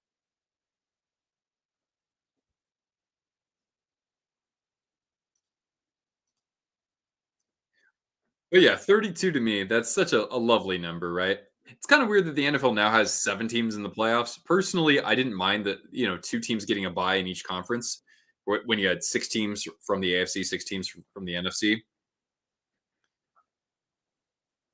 Um, so it's kind of like, yeah, do 6 or do 8 teams. But really, I think 6 teams is the way to go. I don't like how the NFL is now a 17 game regular season. I don't mind it. I don't mind an abbreviated preseason though.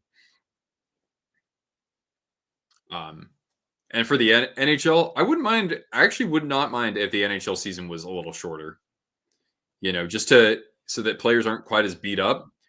Honestly, I think the NHL would be fine as like, let's say 64 games. You got 32 teams, 64 games regular season. So that would be 18 games shorter. And then keep the playoffs the same way that you do.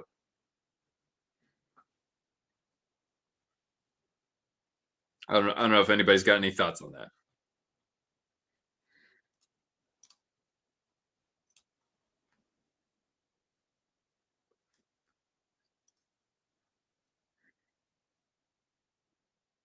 So we get the plan. Oh God, no, please, please no. Yeah, 82 is a lot. Oh, you know what though? Yeah, if you wanted to do some sort of mid-season tournament, um, I almost would rather have that. But then again, I don't like that idea. Like, oh, we're the in-season tournament champions. I mean, make it like meaningful for something, right? Like actually have consequences for like the postseason or something. I don't know. Award that team an extra draft pick. I don't know. Chance says if there was a Canadian NFL team, then they would have an insane travel advantage, or wouldn't that be a disadvantage?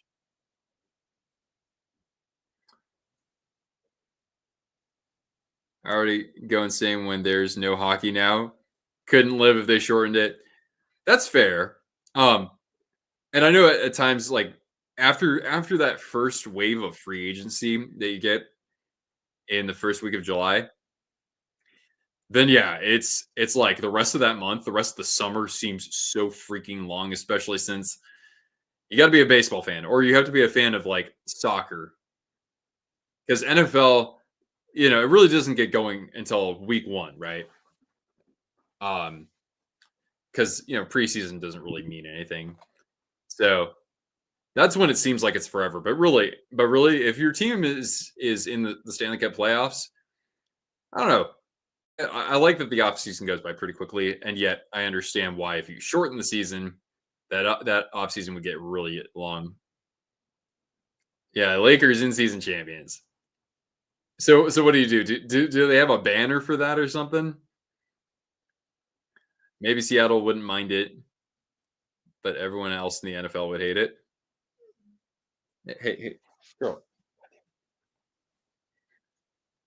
Uh, Major versus junior, where the preseason an NHL team faces a junior team from the WHL. I wouldn't mind if there were like friendlies or something interesting like that.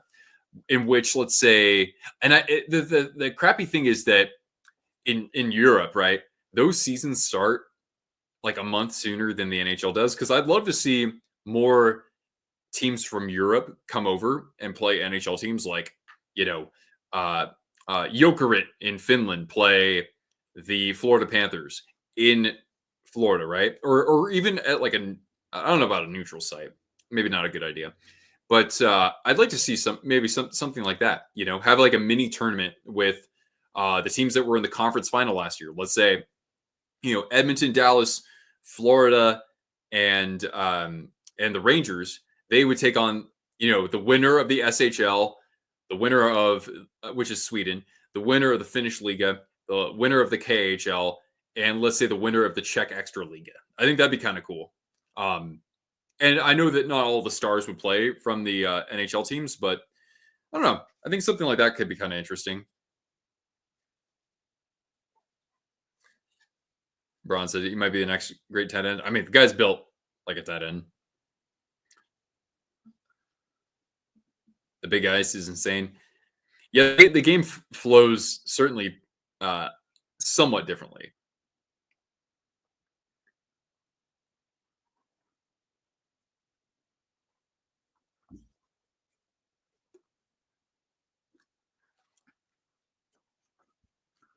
Well, Chance, don't forget that. I mean, if we're talking early in the season, right? It's still probably pretty warm in parts of Canada. You know, like for a team like when the 49ers played in San Francisco, and early in the season they had to go play in, Miami, or they had to go play in Tampa or whatever. Those games seemed like hell because like in the summertime, San Francisco can be pretty cold. But then again, they traded in Santa Clara, so that makes a big difference. Anyway, getting really, really meta with this. Uh, all right, so what's going on with our other games? What's going on? There isn't much action tonight.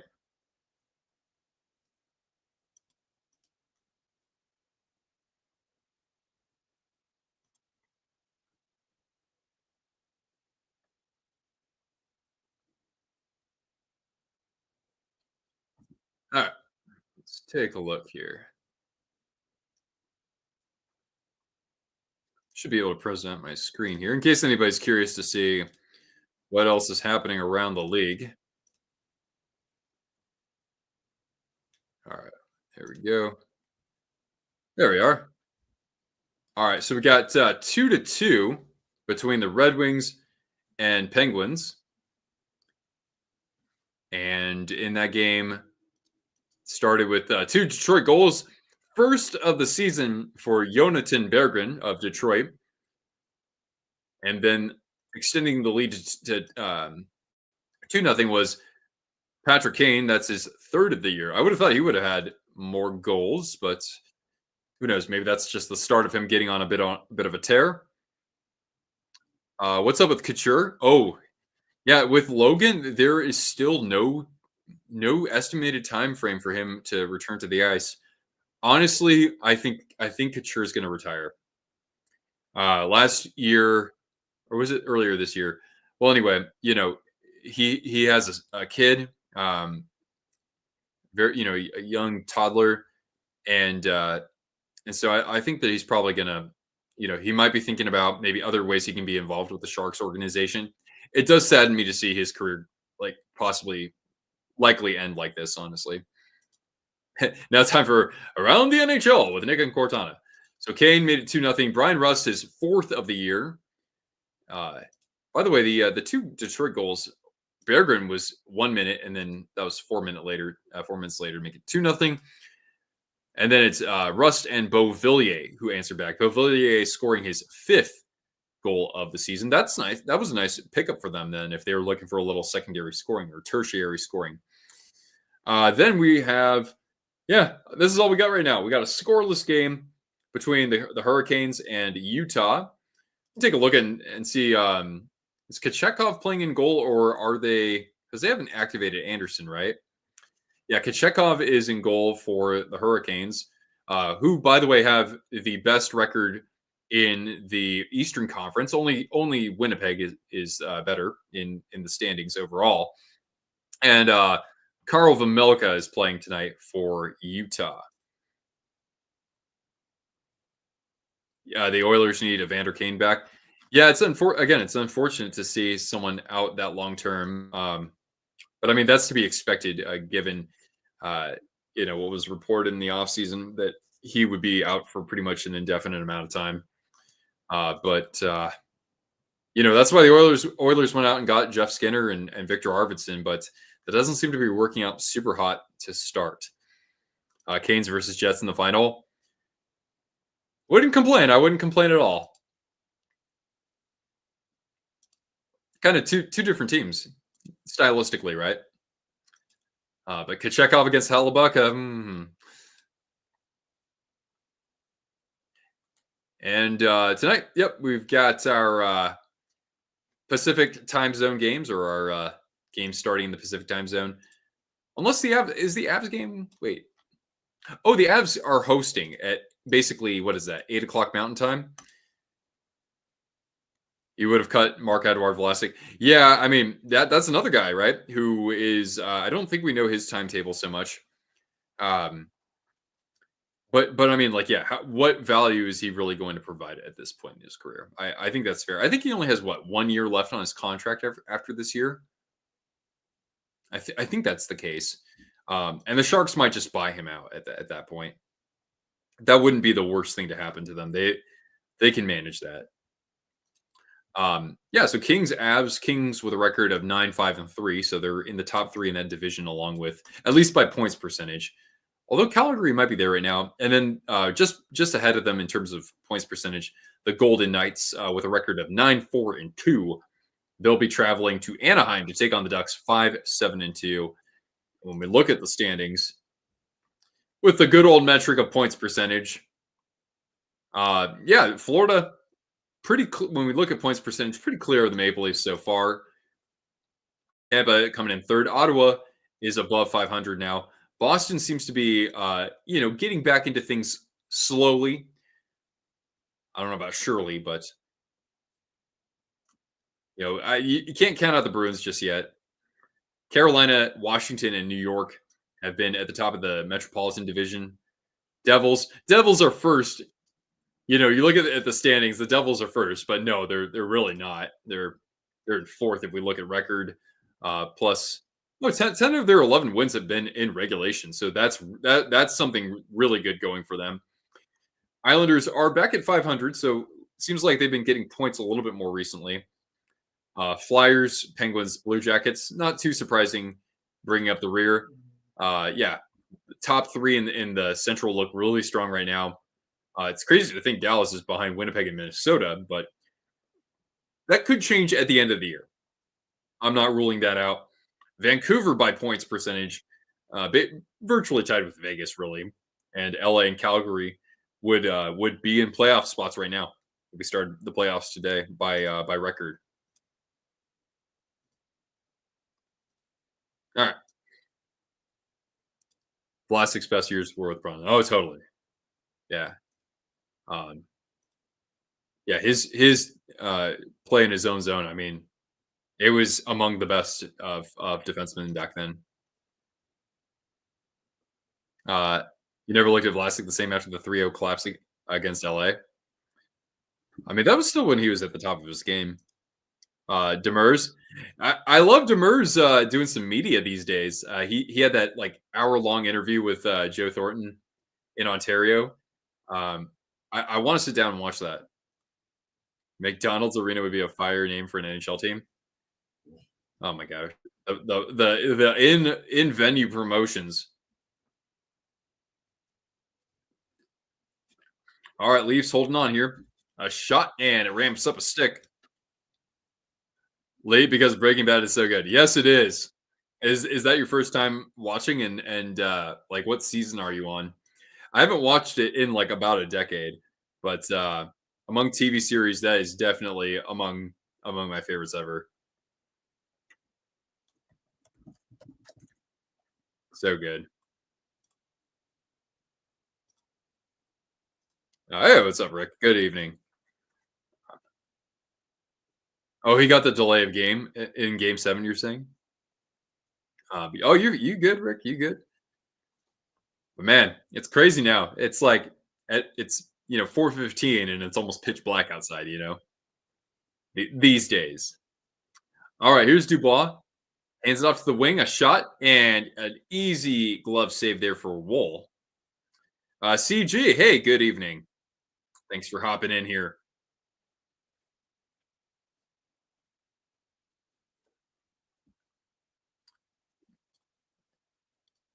Thank you, CG.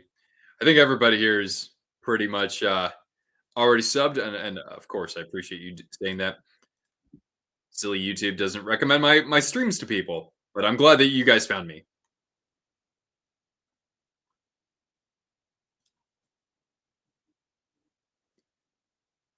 Hi, Cortana. Oh, Cortana. I know there have only been 4 goals in this game so far. Oh, poor girl. Oh, nice stick lift there from, was that Dubois in the back check? And now the Caps will come the other way. Sending it around the net, scooped up. Oh, and nearly connecting there was Faravari in the low slot. Nylander in alone against 4 guys, and so he'll help his forwards buy some time if they want to change over. A shot from the point blocked immediately by McMichael. This caroms around the Washington net. And now a chance in the slot. Tavares couldn't quite corral that pass. But it'll get worked out to the point. Oh, a tip from the slot.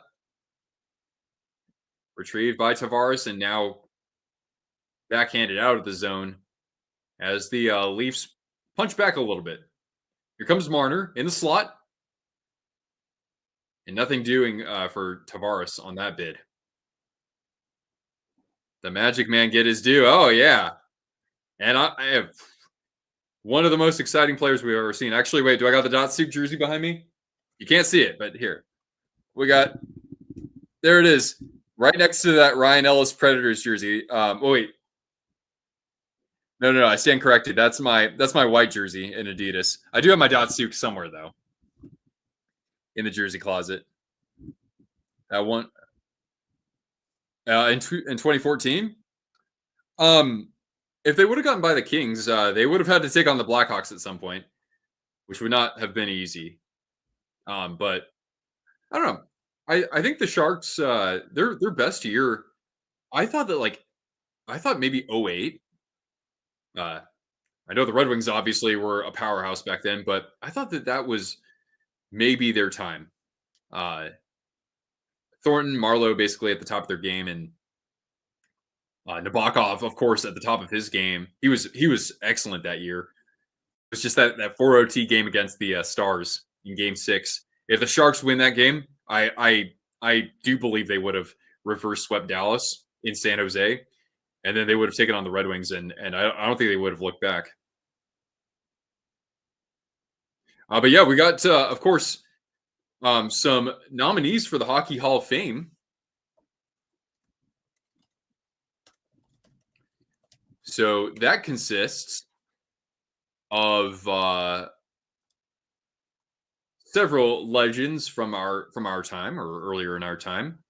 The top 5 first-year eligible candidates include Duncan Keith, two-time Norris Trophy winner and 3-time Stanley Cup champion for the Blackhawks. I think he won a Conn Smythe as well. Yes, he did in 2015.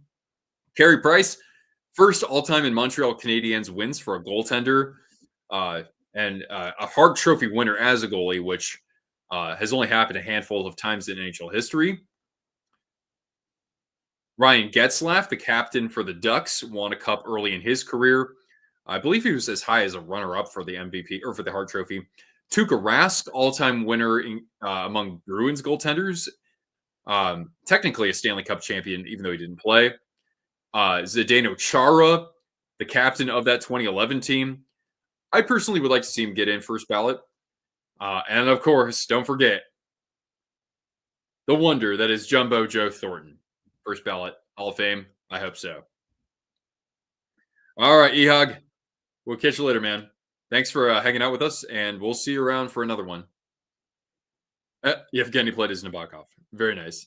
Very nice. Wait. Oh, yeah, the new class was inducted on Monday. Yeah, Weber was part of that. You had, of course, Datsuk. Who else was there? Oh, Roenick.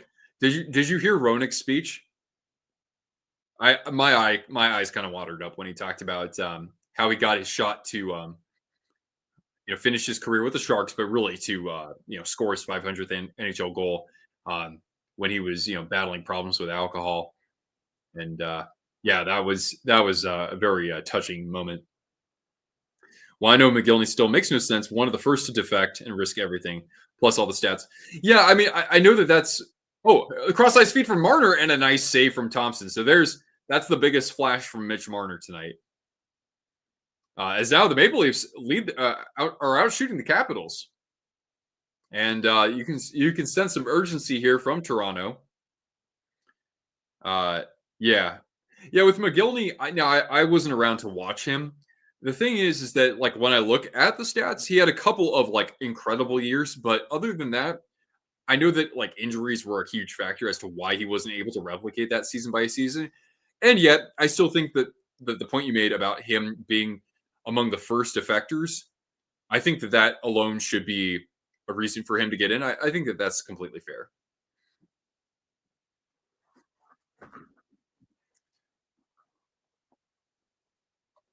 You're right, Dank Dank. The Kings won the Stanley Cup, and not only did they win by completing that reverse sweep against the Sharks in the first round, but they won a Game 7 against the Ducks.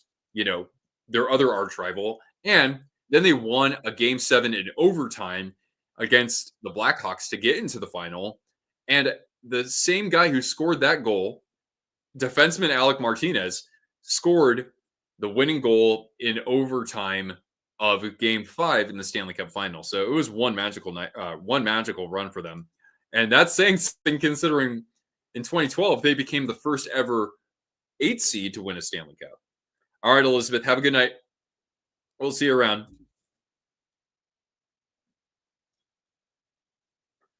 Oh, Cortana, you good girl. Kings were a wagon. Yeah, 2013 they made it back to the conference final. They lost to Chicago. I thought that Sharks team during the lockout in the 12-13 season, they lost to LA in Game 7. I mean, they almost they had a pretty good year that year too. Niemi was a finalist for the Vezina Trophy. Quick among the best American goalies ever, maybe the best in that conversation with Mike Richter, Frank Brimzik from many decades ago, and not too far off in that conversation is my favorite, and that is Ryan Miller. Yeah, I was actually watching Dank Deck. I was watching. I haven't finished it yet, but it's like a 70-minute compilation of the Sharks playoff goals just from 2010 up until 2019. Dude, oh, it brought back the feels. It brought back the feels, and man, it goes to show that really their best guy in the playoffs was, at least among the forwards, it really was Joe Pavelski. Uh, Jumbo was still. I know people called him a choker, but I don't know when I go back and watch that, the way that he was able to drive plays and just um, use his body to his advantage, he was still really good in the playoffs. Marlowe had his moments, right? There were times when he would be a big factor in certain series, even though he wasn't the most consistent. Brian Clough for a hot second there for a couple of years. Ryan Clough was a great weapon. Heatley had some great moments in the playoffs, even though he was only there for two seasons. And yeah, Dan Boyle, man, with that cannon that he had back there. John Van Beesbrook. Oh yeah, that's right. He's also American. Van. Yeah, just switch the I and the E, and you got it. Beezer.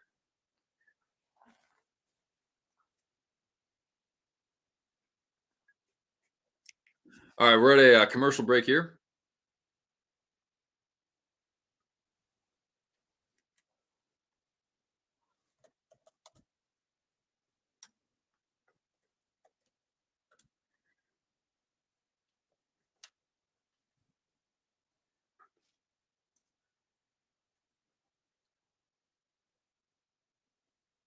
We had 2 lines on the World Cup team. Oh, on the Olympic?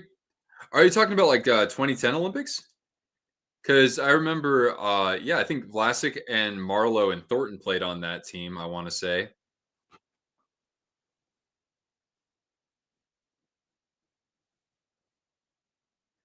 and I don't think Boyle wasn't on that team. I don't think, or was he? Huh? Does Ovi do it this season? Uh, I don't. I didn't think so. He's on pace to break it this year, though. I would still lean more toward no, but I figured he'd be probably within about 6 goals or something of Gretzky when this season ends. And I think next season's the final year of his contract. Burns and Healy were on that team in 2010. Yeah. Wow.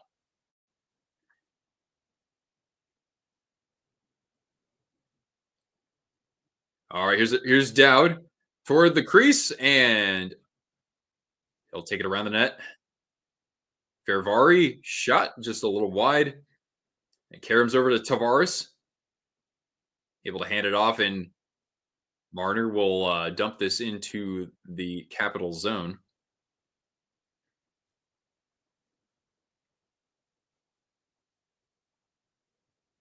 All right, here is Timmins. Timmers.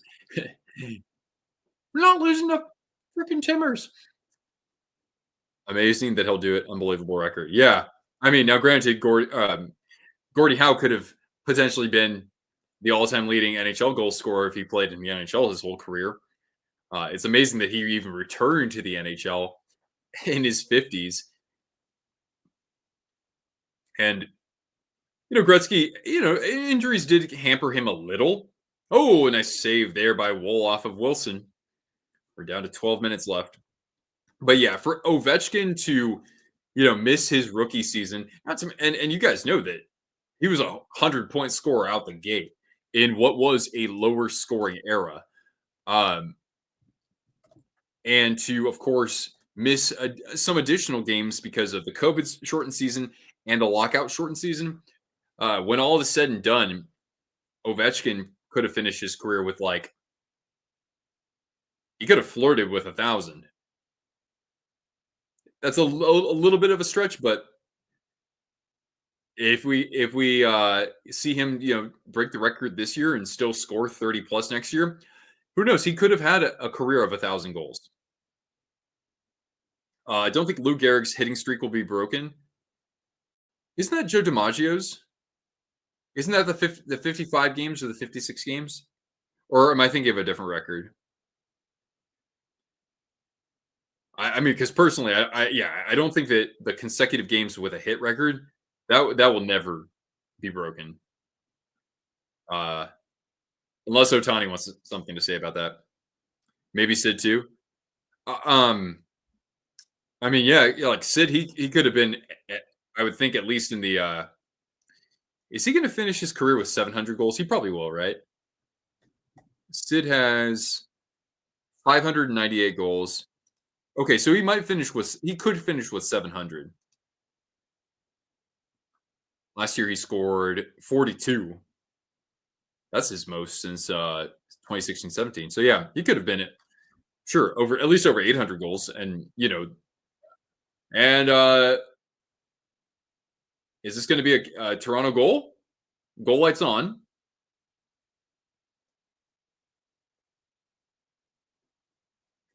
With Yager had he not left the KHL or left for the KHL. Toronto is getting credited for the goal for now, so Cortana will get a treat no matter what.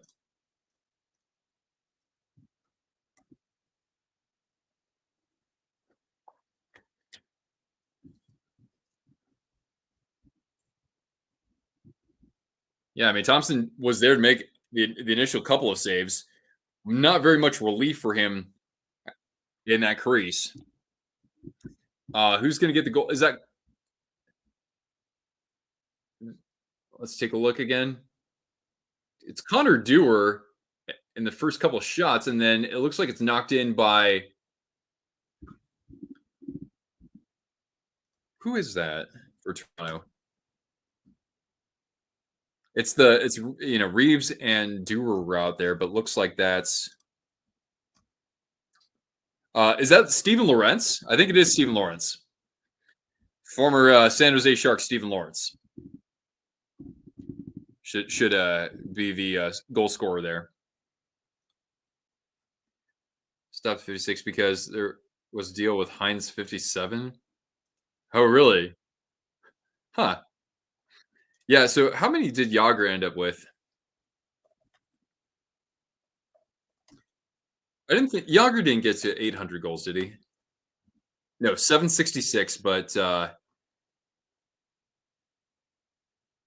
I mean, Yager Yager had in the 07-08 season at the age of 35 with the Rangers had 25 goals and 46 assists. He was still a very effective producer. So yeah, Yager missed 3 whole NHL seasons and still had 766 goals. So yeah, he would have been. I don't think he wouldn't have passed Gretzky, in my opinion, but he would have easily, very comfortably been closer to like 830, 850, maybe even.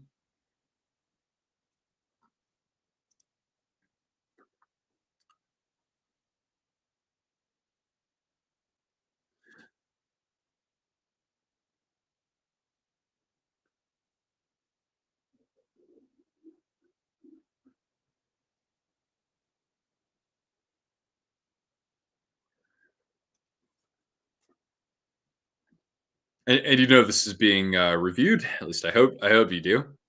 Otherwise, I'm not doing very well. Actually, commenting. I don't want to say commentating, but commenting in this case.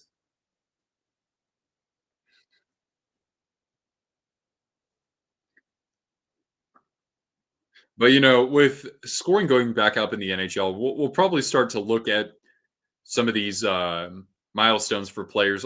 I think we'll be looking at them a little bit differently.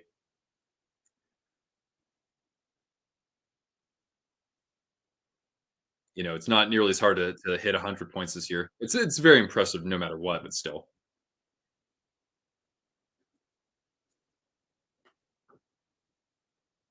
But the controversy here is that yeah, it taps off of Lawrence's glove.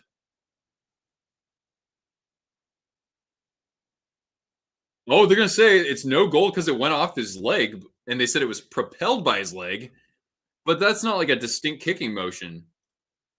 I don't know. I'm a little surprised as to why that was overturned. So we're back to a 3-1 game. Both teams have had goals called back. Your grandpa talked about DiMaggio a lot. Hi, hi, sweetie. I'm sure a lot of people talked about Joe DiMaggio a lot just because he was married to Marilyn Monroe at one point.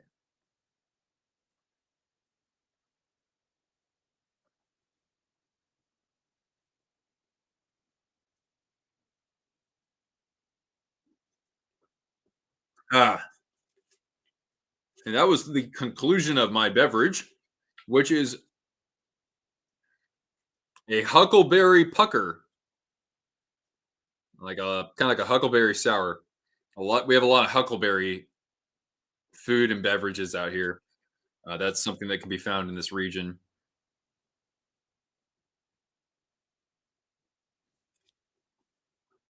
All right, well, we'll see if Toronto comes back with kind of the same energy that they've had for this period. Marner line out there right now. Oh, nice setup there to Tavares right in front of the crease. I don't think that quite got on goal though.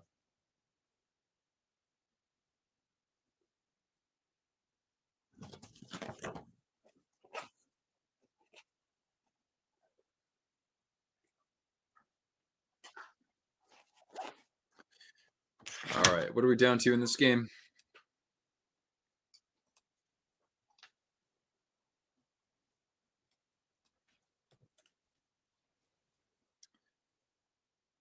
By the way, the Utah strikes for the first goal in their game against the Hurricanes. I'm almost surprised to see the Hurricanes losing a game.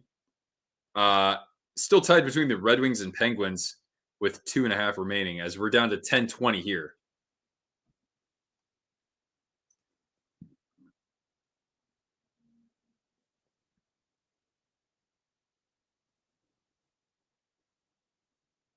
All right, Caps coming out of the zone here. Wilson trying to shake around the defense. He'll look back where he's got Dowd. Pass back where Wilson is at the point. Now a shot and a glove save, as Wool saw that crystal clearly.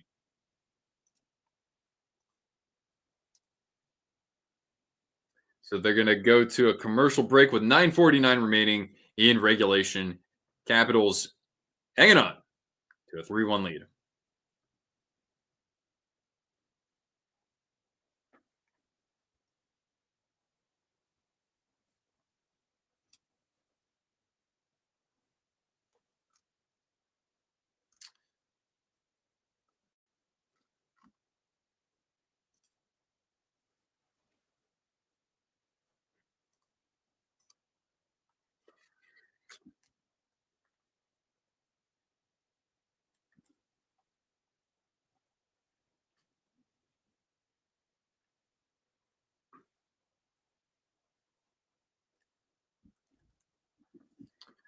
All right.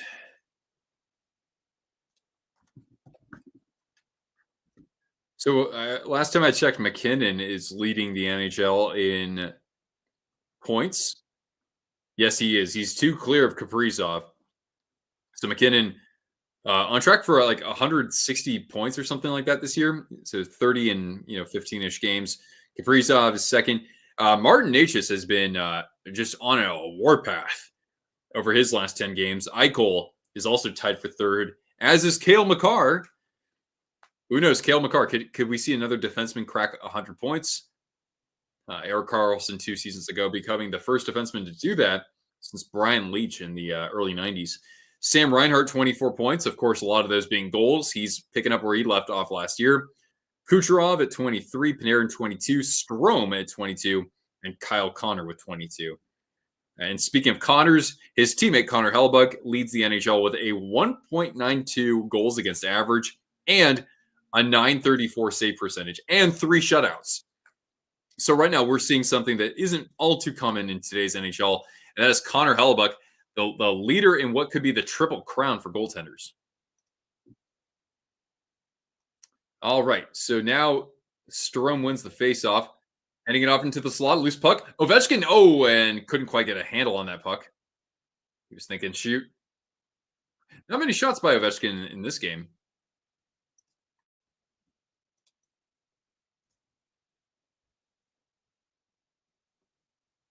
Caps get this deep, strip it from behind the net almost.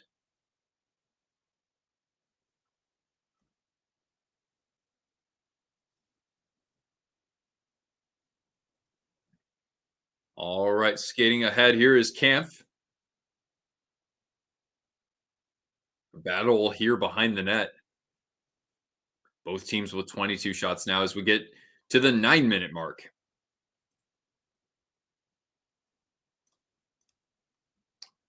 Lifted clear by Washington. And now the Caps can change up if need be. Or is this going for icing? I'm surprised they called that. That puck moved very slowly. It's the goal line there.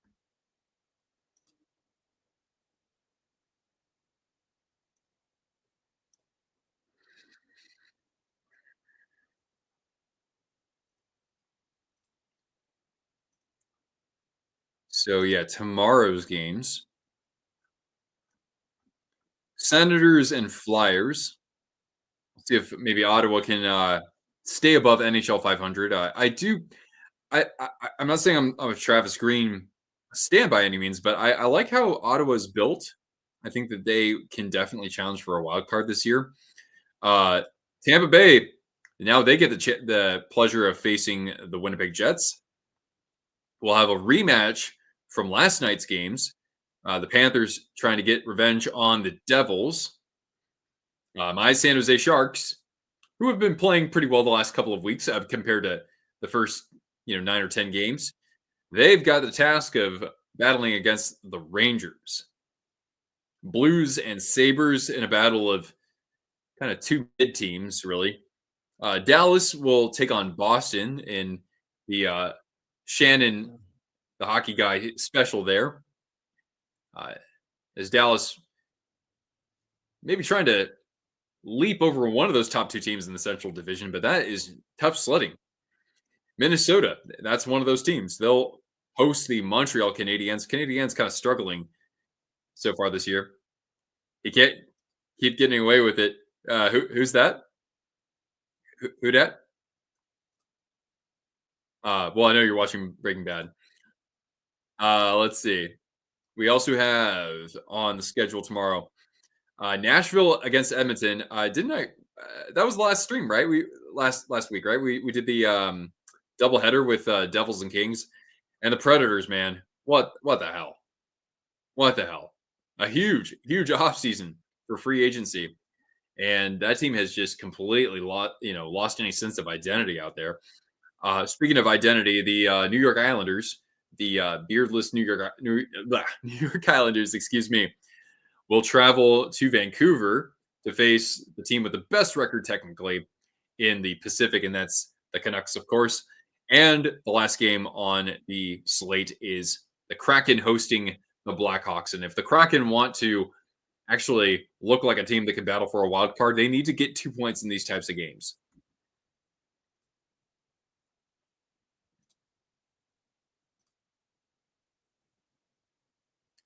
All right.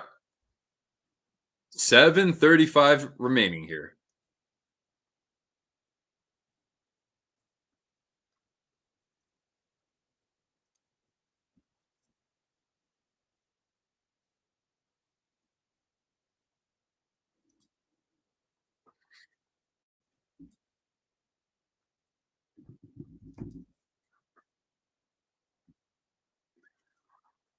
Mm, big stretch. Ah.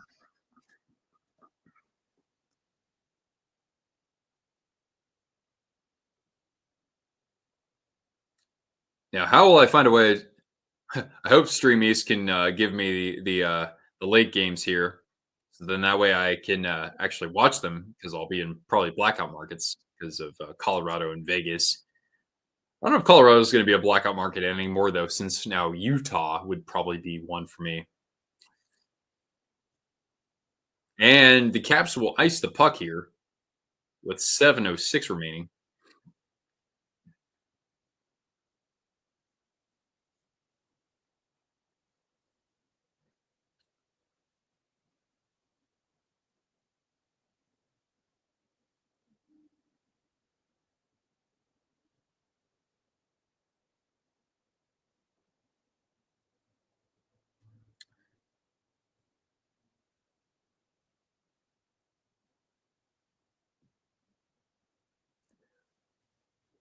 All right. I know I've talked about this before. I think I did last month since it was Canadian Thanksgiving. But yeah, what are we liking the score? I would like it if it was 4-2, if those goals didn't get overturned, I would think. But before your time comes here, Grinch, we gotta get back to Thanksgiving. What is your dream Thanksgiving meal? Like what is like give it to me straight here. Like what's it all about? Right? Most people would say turkey in some way, shape, or form. Some people just say, you know what? Just because it's Thanksgiving, we don't need to have turkey. Why don't we just roast a prime rib or something like that? I personally like to go the traditional route, but that doesn't mean you can't do something interesting with your turkey, like fry it. That can be pretty tasty. Got the Tahoe Night Monsters versus Tulsa Oilers on Flow Hockey, and of course, Knights in Anaheim. All right, man. Well, we'll see you for the next one. We'll do the members stream tomorrow. Goal horn ranking for the AHL teams. Wild turkey and all sorts of veggies. Yeah, yeah. My grandfather used to hunt turkeys for Thanksgiving.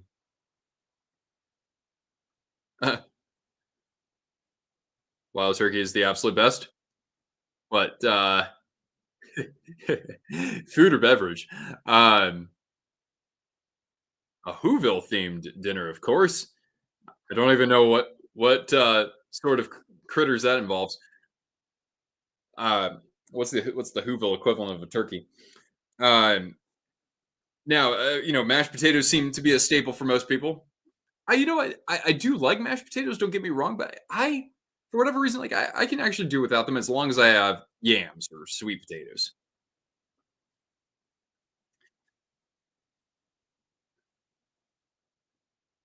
Um, Stuffing wise, I think it's good to have stuffing, but I don't want it to be like super bready. Sometimes, like I've made a potato based stuffing before, so then that can kind of cancel out the mashed potatoes.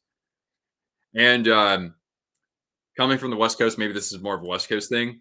Like a lot of people families will do like green bean casserole, which that is good, but nothing can usurp the savory bliss that is Brussels sprouts. Leafs fan, yeah, I know. I mean, to get shut out last night. Oh man, and then take on the team that has the third best goal differential in hockey. That's kind of brutal, isn't it? Luckily, nobody else in your division wants to move up in the standings. Um, apart from the Panthers being in first place.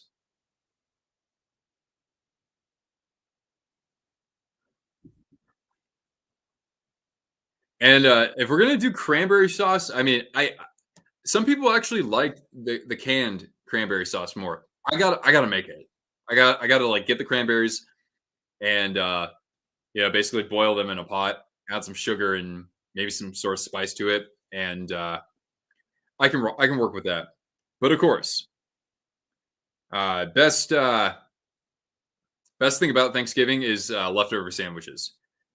Just toast up some sourdough bread and just like layer on turkey, maybe potatoes if you want, or put stuffing on it, a little gravy, and that's all I need for the next 4 or 5 days. All right, we are now at 4:30 remaining in regulation, so we're gonna keep an eye to see when the Leafs decide to pull their net or pull their goalie.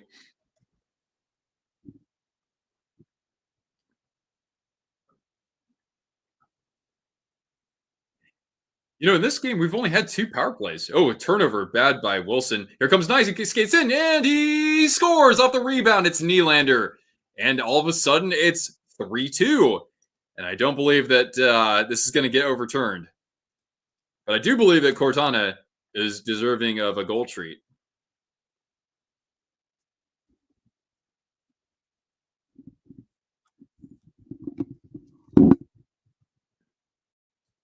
There you go, girl. Da da da da da da. Cortana. There she is. Good girl. Good girl. Yes. Cortana gets another one. All these overturned goals tonight. Yeah, he's a good girl. 1 year at venison. Yeah, venison's tasty. Elk is really good. But of course, when cooking venison or elk, right? You got to leave it pretty pink, at least.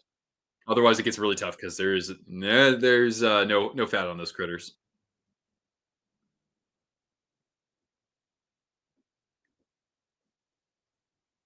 All right, cool. We'll catch you later, Grinch.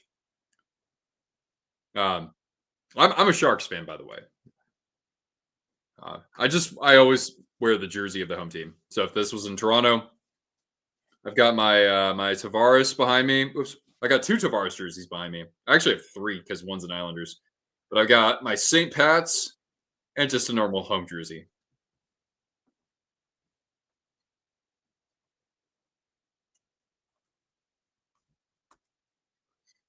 Are the Jets Cup contenders? Melatonin Dreams asks. Yeah, I think so. Now, I mean, I always every time I try to Winnipeg always proves me wrong. Normally that's because for whatever reason I think I overlooked them too much. But last year we went into the playoffs and I said I like the way that this team is built. They could actually get to the Stanley Cup, and then they lose in 5 games in the first round. So I personally wouldn't pick them unless we keep seeing the same play at this point in March, April.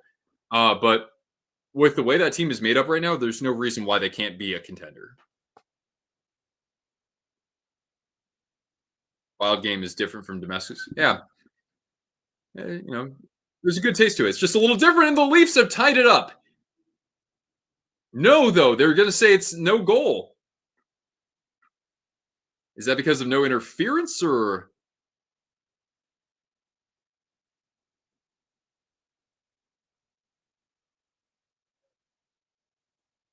It was touched with a high stick from Nyes, and so it will remain a one-goal game for the Caps.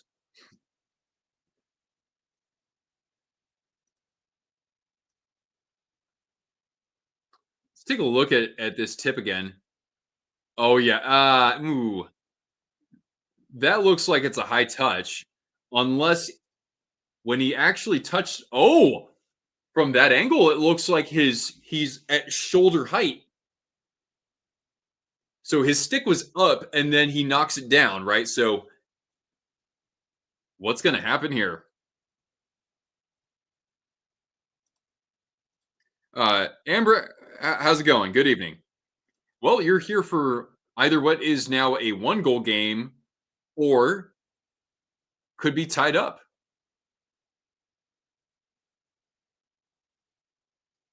And yes, I know Thanksgiving. We were mentioning what kinds of delicious Thanksgiving foods we enjoy. But I gotta say, even though I like to have pumpkin pie. Don't get me wrong, but I love to bake a pecan pie.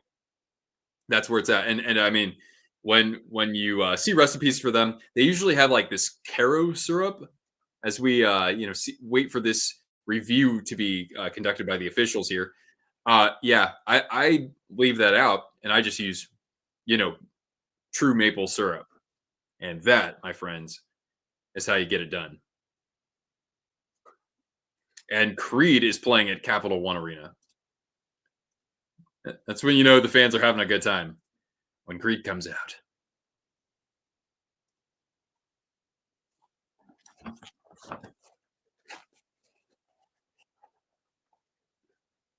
So what's going to happen here? As the Maple Leafs at one point were trailing by a 2-1 shot margin almost midway through this game. I think it was like 15-7, and now they actually lead. But here's the call. It is a no goal call in the ice stands. That is a huge bullet for the Capitals to dodge. But the Maple Leafs still have 3:13 to work with, so they're not out by any means. And so they ruled that the high stick was, or that there was a high touch from Nyes there. Moss, how you doing, man? Maple syrup, much better. Yeah. You know what I do sometimes when I need something sweet and I don't have like ice cream or snacks in my house. I literally will I'll pour some maple syrup in a glass of milk, and that actually I call it maple milk. It's pretty good. Utah one zip. Yeah, I was saying earlier that I was saying earlier that I don't recall ever following a game in which the Hurricanes are losing. It's been pretty uncommon this year. And of course, the same thing could be said for the Jets. All right, in deep behind Thompson, he'll backhand this over for Sandin, and he's pressured immediately, and a turnover, and the Leafs get the puck back, and that started with kind of an ill-advised play from Thompson. I would say like he could play the puck there, but it almost looked a little lackadaisical there, and a shot, and that was blocked in front. Actually, Thompson got a pad save on that. Capital skating ahead. 2:30 left now. Wall is still in net.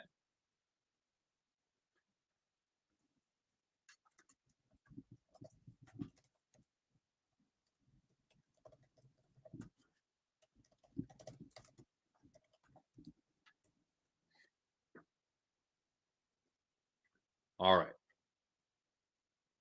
Nylander gaining the zone. Kampf down low and knocked out. Nice play from Protus to deflect that off the boards to clear it. The net is emptied. We're down to 150.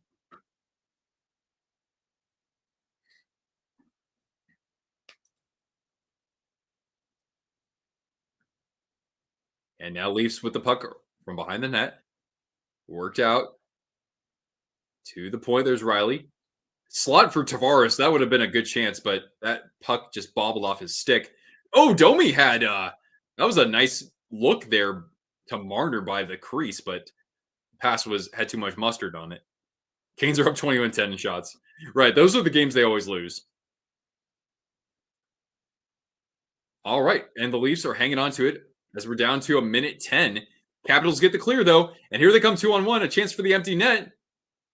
A good back check there from Nylander and a shot off the side of the net.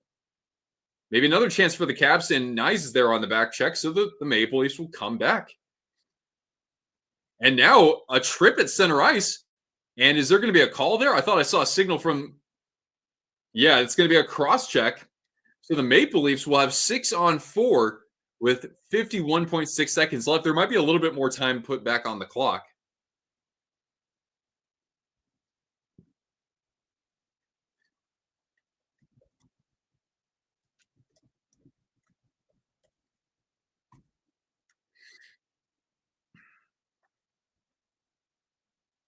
Yeah, so that will be a cross check on Nick Dowd.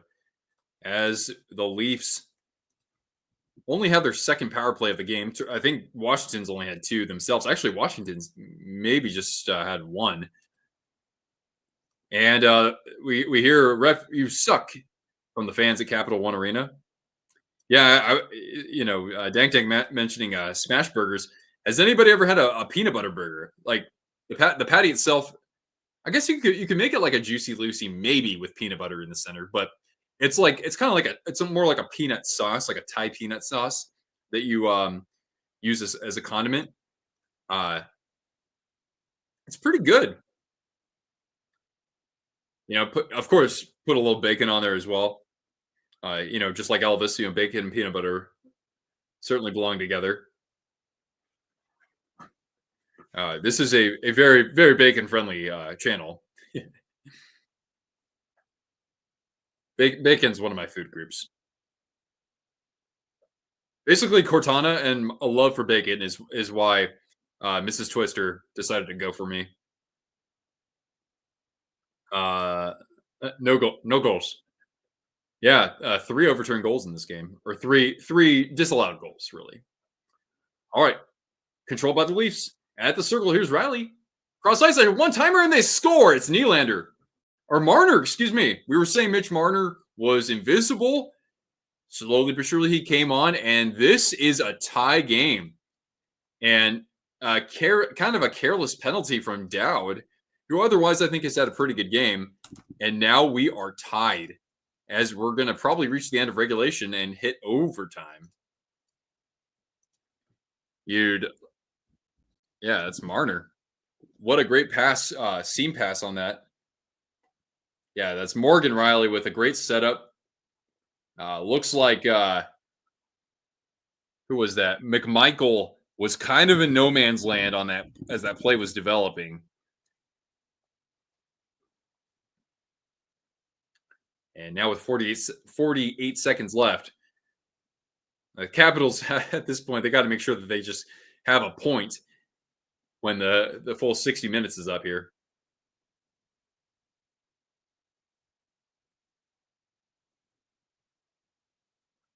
Yeah, they surrendered a 2-goal advantage with just a few minutes left, and don't forget there was the disallowed goal too. Yeah, Toronto now shooting Washington 33-24. I remember it being 15-7 Washington at one point. So, you think about the Maple Leafs here, you would think that they were a little depleted of energy because they played last night, losing to the Senators 3-0. And as this game has progressed, their response has been very, very good, especially without Auston Matthews. Riley, a former Moose Jaw Warrior. I would not be able to tell you that. Hey, Cortana, you want the rest of this apple?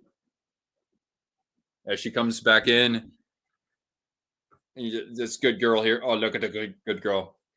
Yep. Hit the like button if you haven't already. Do it for me. Do it for this cringe doggo. My bestest friend.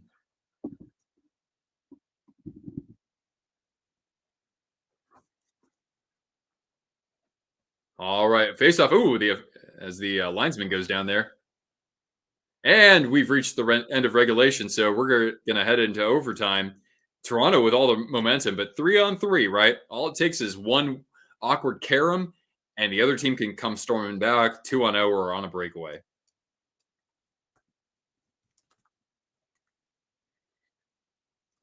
All right. Well, extra hockey on Twister Wrister.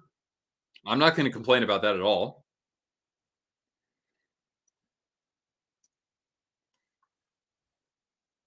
Hurricanes have tied it up in Utah. That goal coming from none other than this guy is maybe the hottest player in the NHL right now, and that's Martin Necas. Maybe the hottest player not named Nathan McKinnon or Cale Makar or Kirill. Necas is just, you can't spell Canes without Necas. By the way, the Red Wings have won in overtime against the Penguins. So they led 2-0 early on, and we had a long period without any goals, and it's Simon Edvinsson with his second of the year from DeBrincat and Kane in overtime. So congratulations to the Red Wings for getting the 2 points. The Kings have an early 1-0 lead against the Avalanche. That goal from Adrian Kempe, his sixth of the year. It's kind of surprising. You'd think he'd be getting close to 10 already, but the season's young. What are they going to call the club? The all signs point to them calling the team the Yeti, but there hasn't been like an announcement as to when they will announce that team's name. Yeah, Nate's just a one timer. Yeah, man, he's sizzling now. Hi, girl. And don't forget, guys, Natchez was, even though he was a restricted free agent, he was going to be traded in the offseason. I mean, that was one of the most certain things that was supposed to happen in the offseason. And somehow the Canes were able to hold on to his rights and extend him.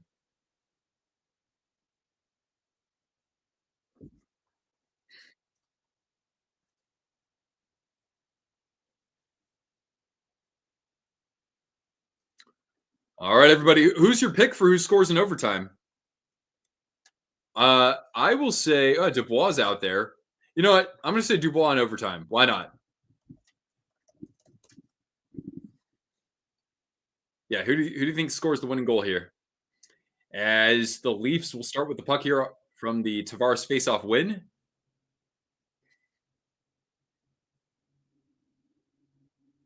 Now here comes Marner with speed. Oh, trying to split the defense and knocked away. Retrieved by Tavares. Retained at the zone by Marner. And now Tavares at the circle. Tightly defended. Against Dubois. He'll pass it out of the zone, something that I can't stand in overtime. McMichael or Johnny Toronto. Now Nylander. Into the slot. Met by Carlson and a shot that gets just put wide. As Riley couldn't quite slip it past Logan Thompson. Now Morgan Riley onto the wing for Domi. At the circle, a shot. And that one rims around and out of the Washington zone as the first minute has elapsed.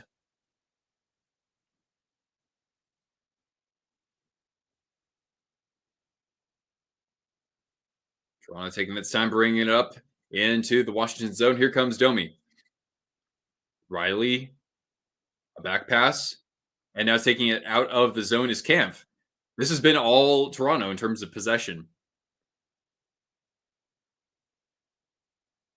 Domi into the zone. Trying to shake around Chychrun. Hands it back to Nyes. Or excuse me, not Nyes. That's McCabe. And that's the third time that we've seen the puck enter or exit the offensive zone. Nyes dancing at the blue line. Dancing at the blue line. Maybe was thinking about a wraparound there. Not to be confused with a reach around. Kampf at the top of the zone. Handing it off. Ekman Larson. Weaving through a skater.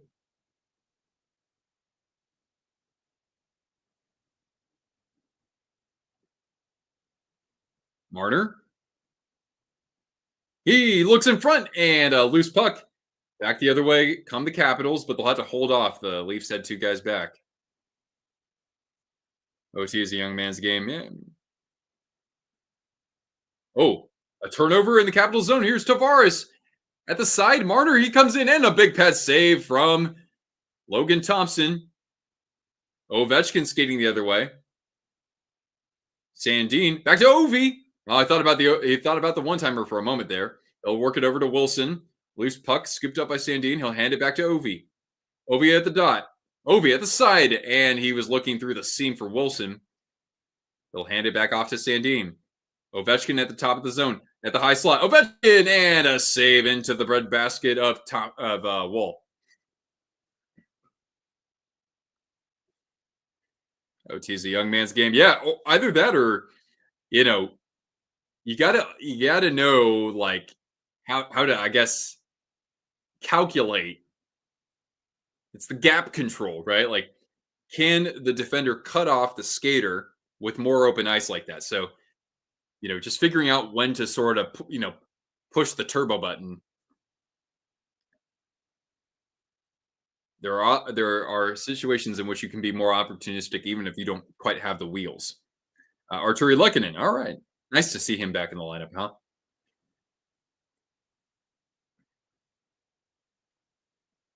All right. We got Dowd. We got Domi. And this is in the Toronto zone here. Is Domi going to get tossed? Yeah. Down to a minute 50 here in overtime. So Nylander gets Dowd, and Nylander wins the draw. We'll see if Toronto holds on to the puck as much as they did in the first couple of minutes here.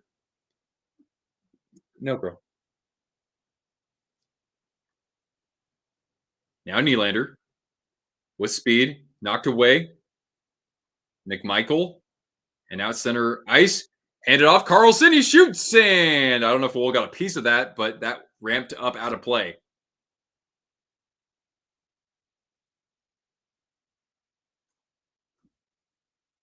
Yeah, Ovi still has a pretty lethal shot.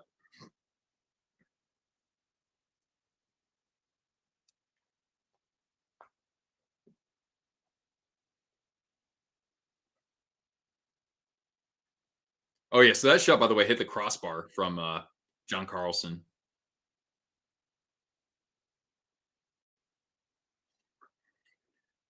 Minute 26 left, controlled by the Capitals. Handed back to Carlson.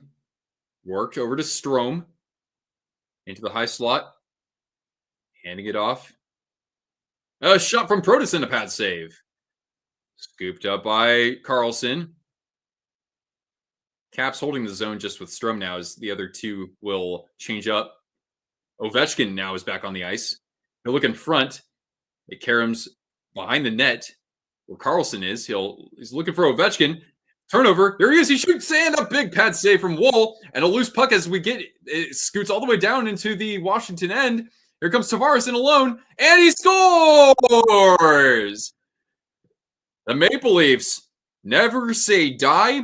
They get the 2 points in Washington, and after being shut out by the Senators last night, Toronto can breathe a sigh of relief. And for the Caps, that's one you just can't lose. They had the 2-goal lead, the disallowed goal, and they gotta be hanging their heads a little bit as they head to the locker room, just by getting the point. So anyway, oh, by the way, we didn't give Cortana her goal treat. Very important I do that before we go, right, guys? Wool, big save on Ovi. Yeah, totally. Look at that. We'll give Cortana a couple treats. Make sure you leave a like on the stream. We'll be back at it soon enough, Hufflepuff. And you guys have a great rest of your night. And Weber or Ovi one-timer, would I rather block? That's a tough question. Probably an Ovi one-timer. It would sting like a bee, but it wouldn't be Weber. All right, guys. Cortana and I will see you for the next one. Have a good night, and party on, dudes. Thanks for hanging out with us.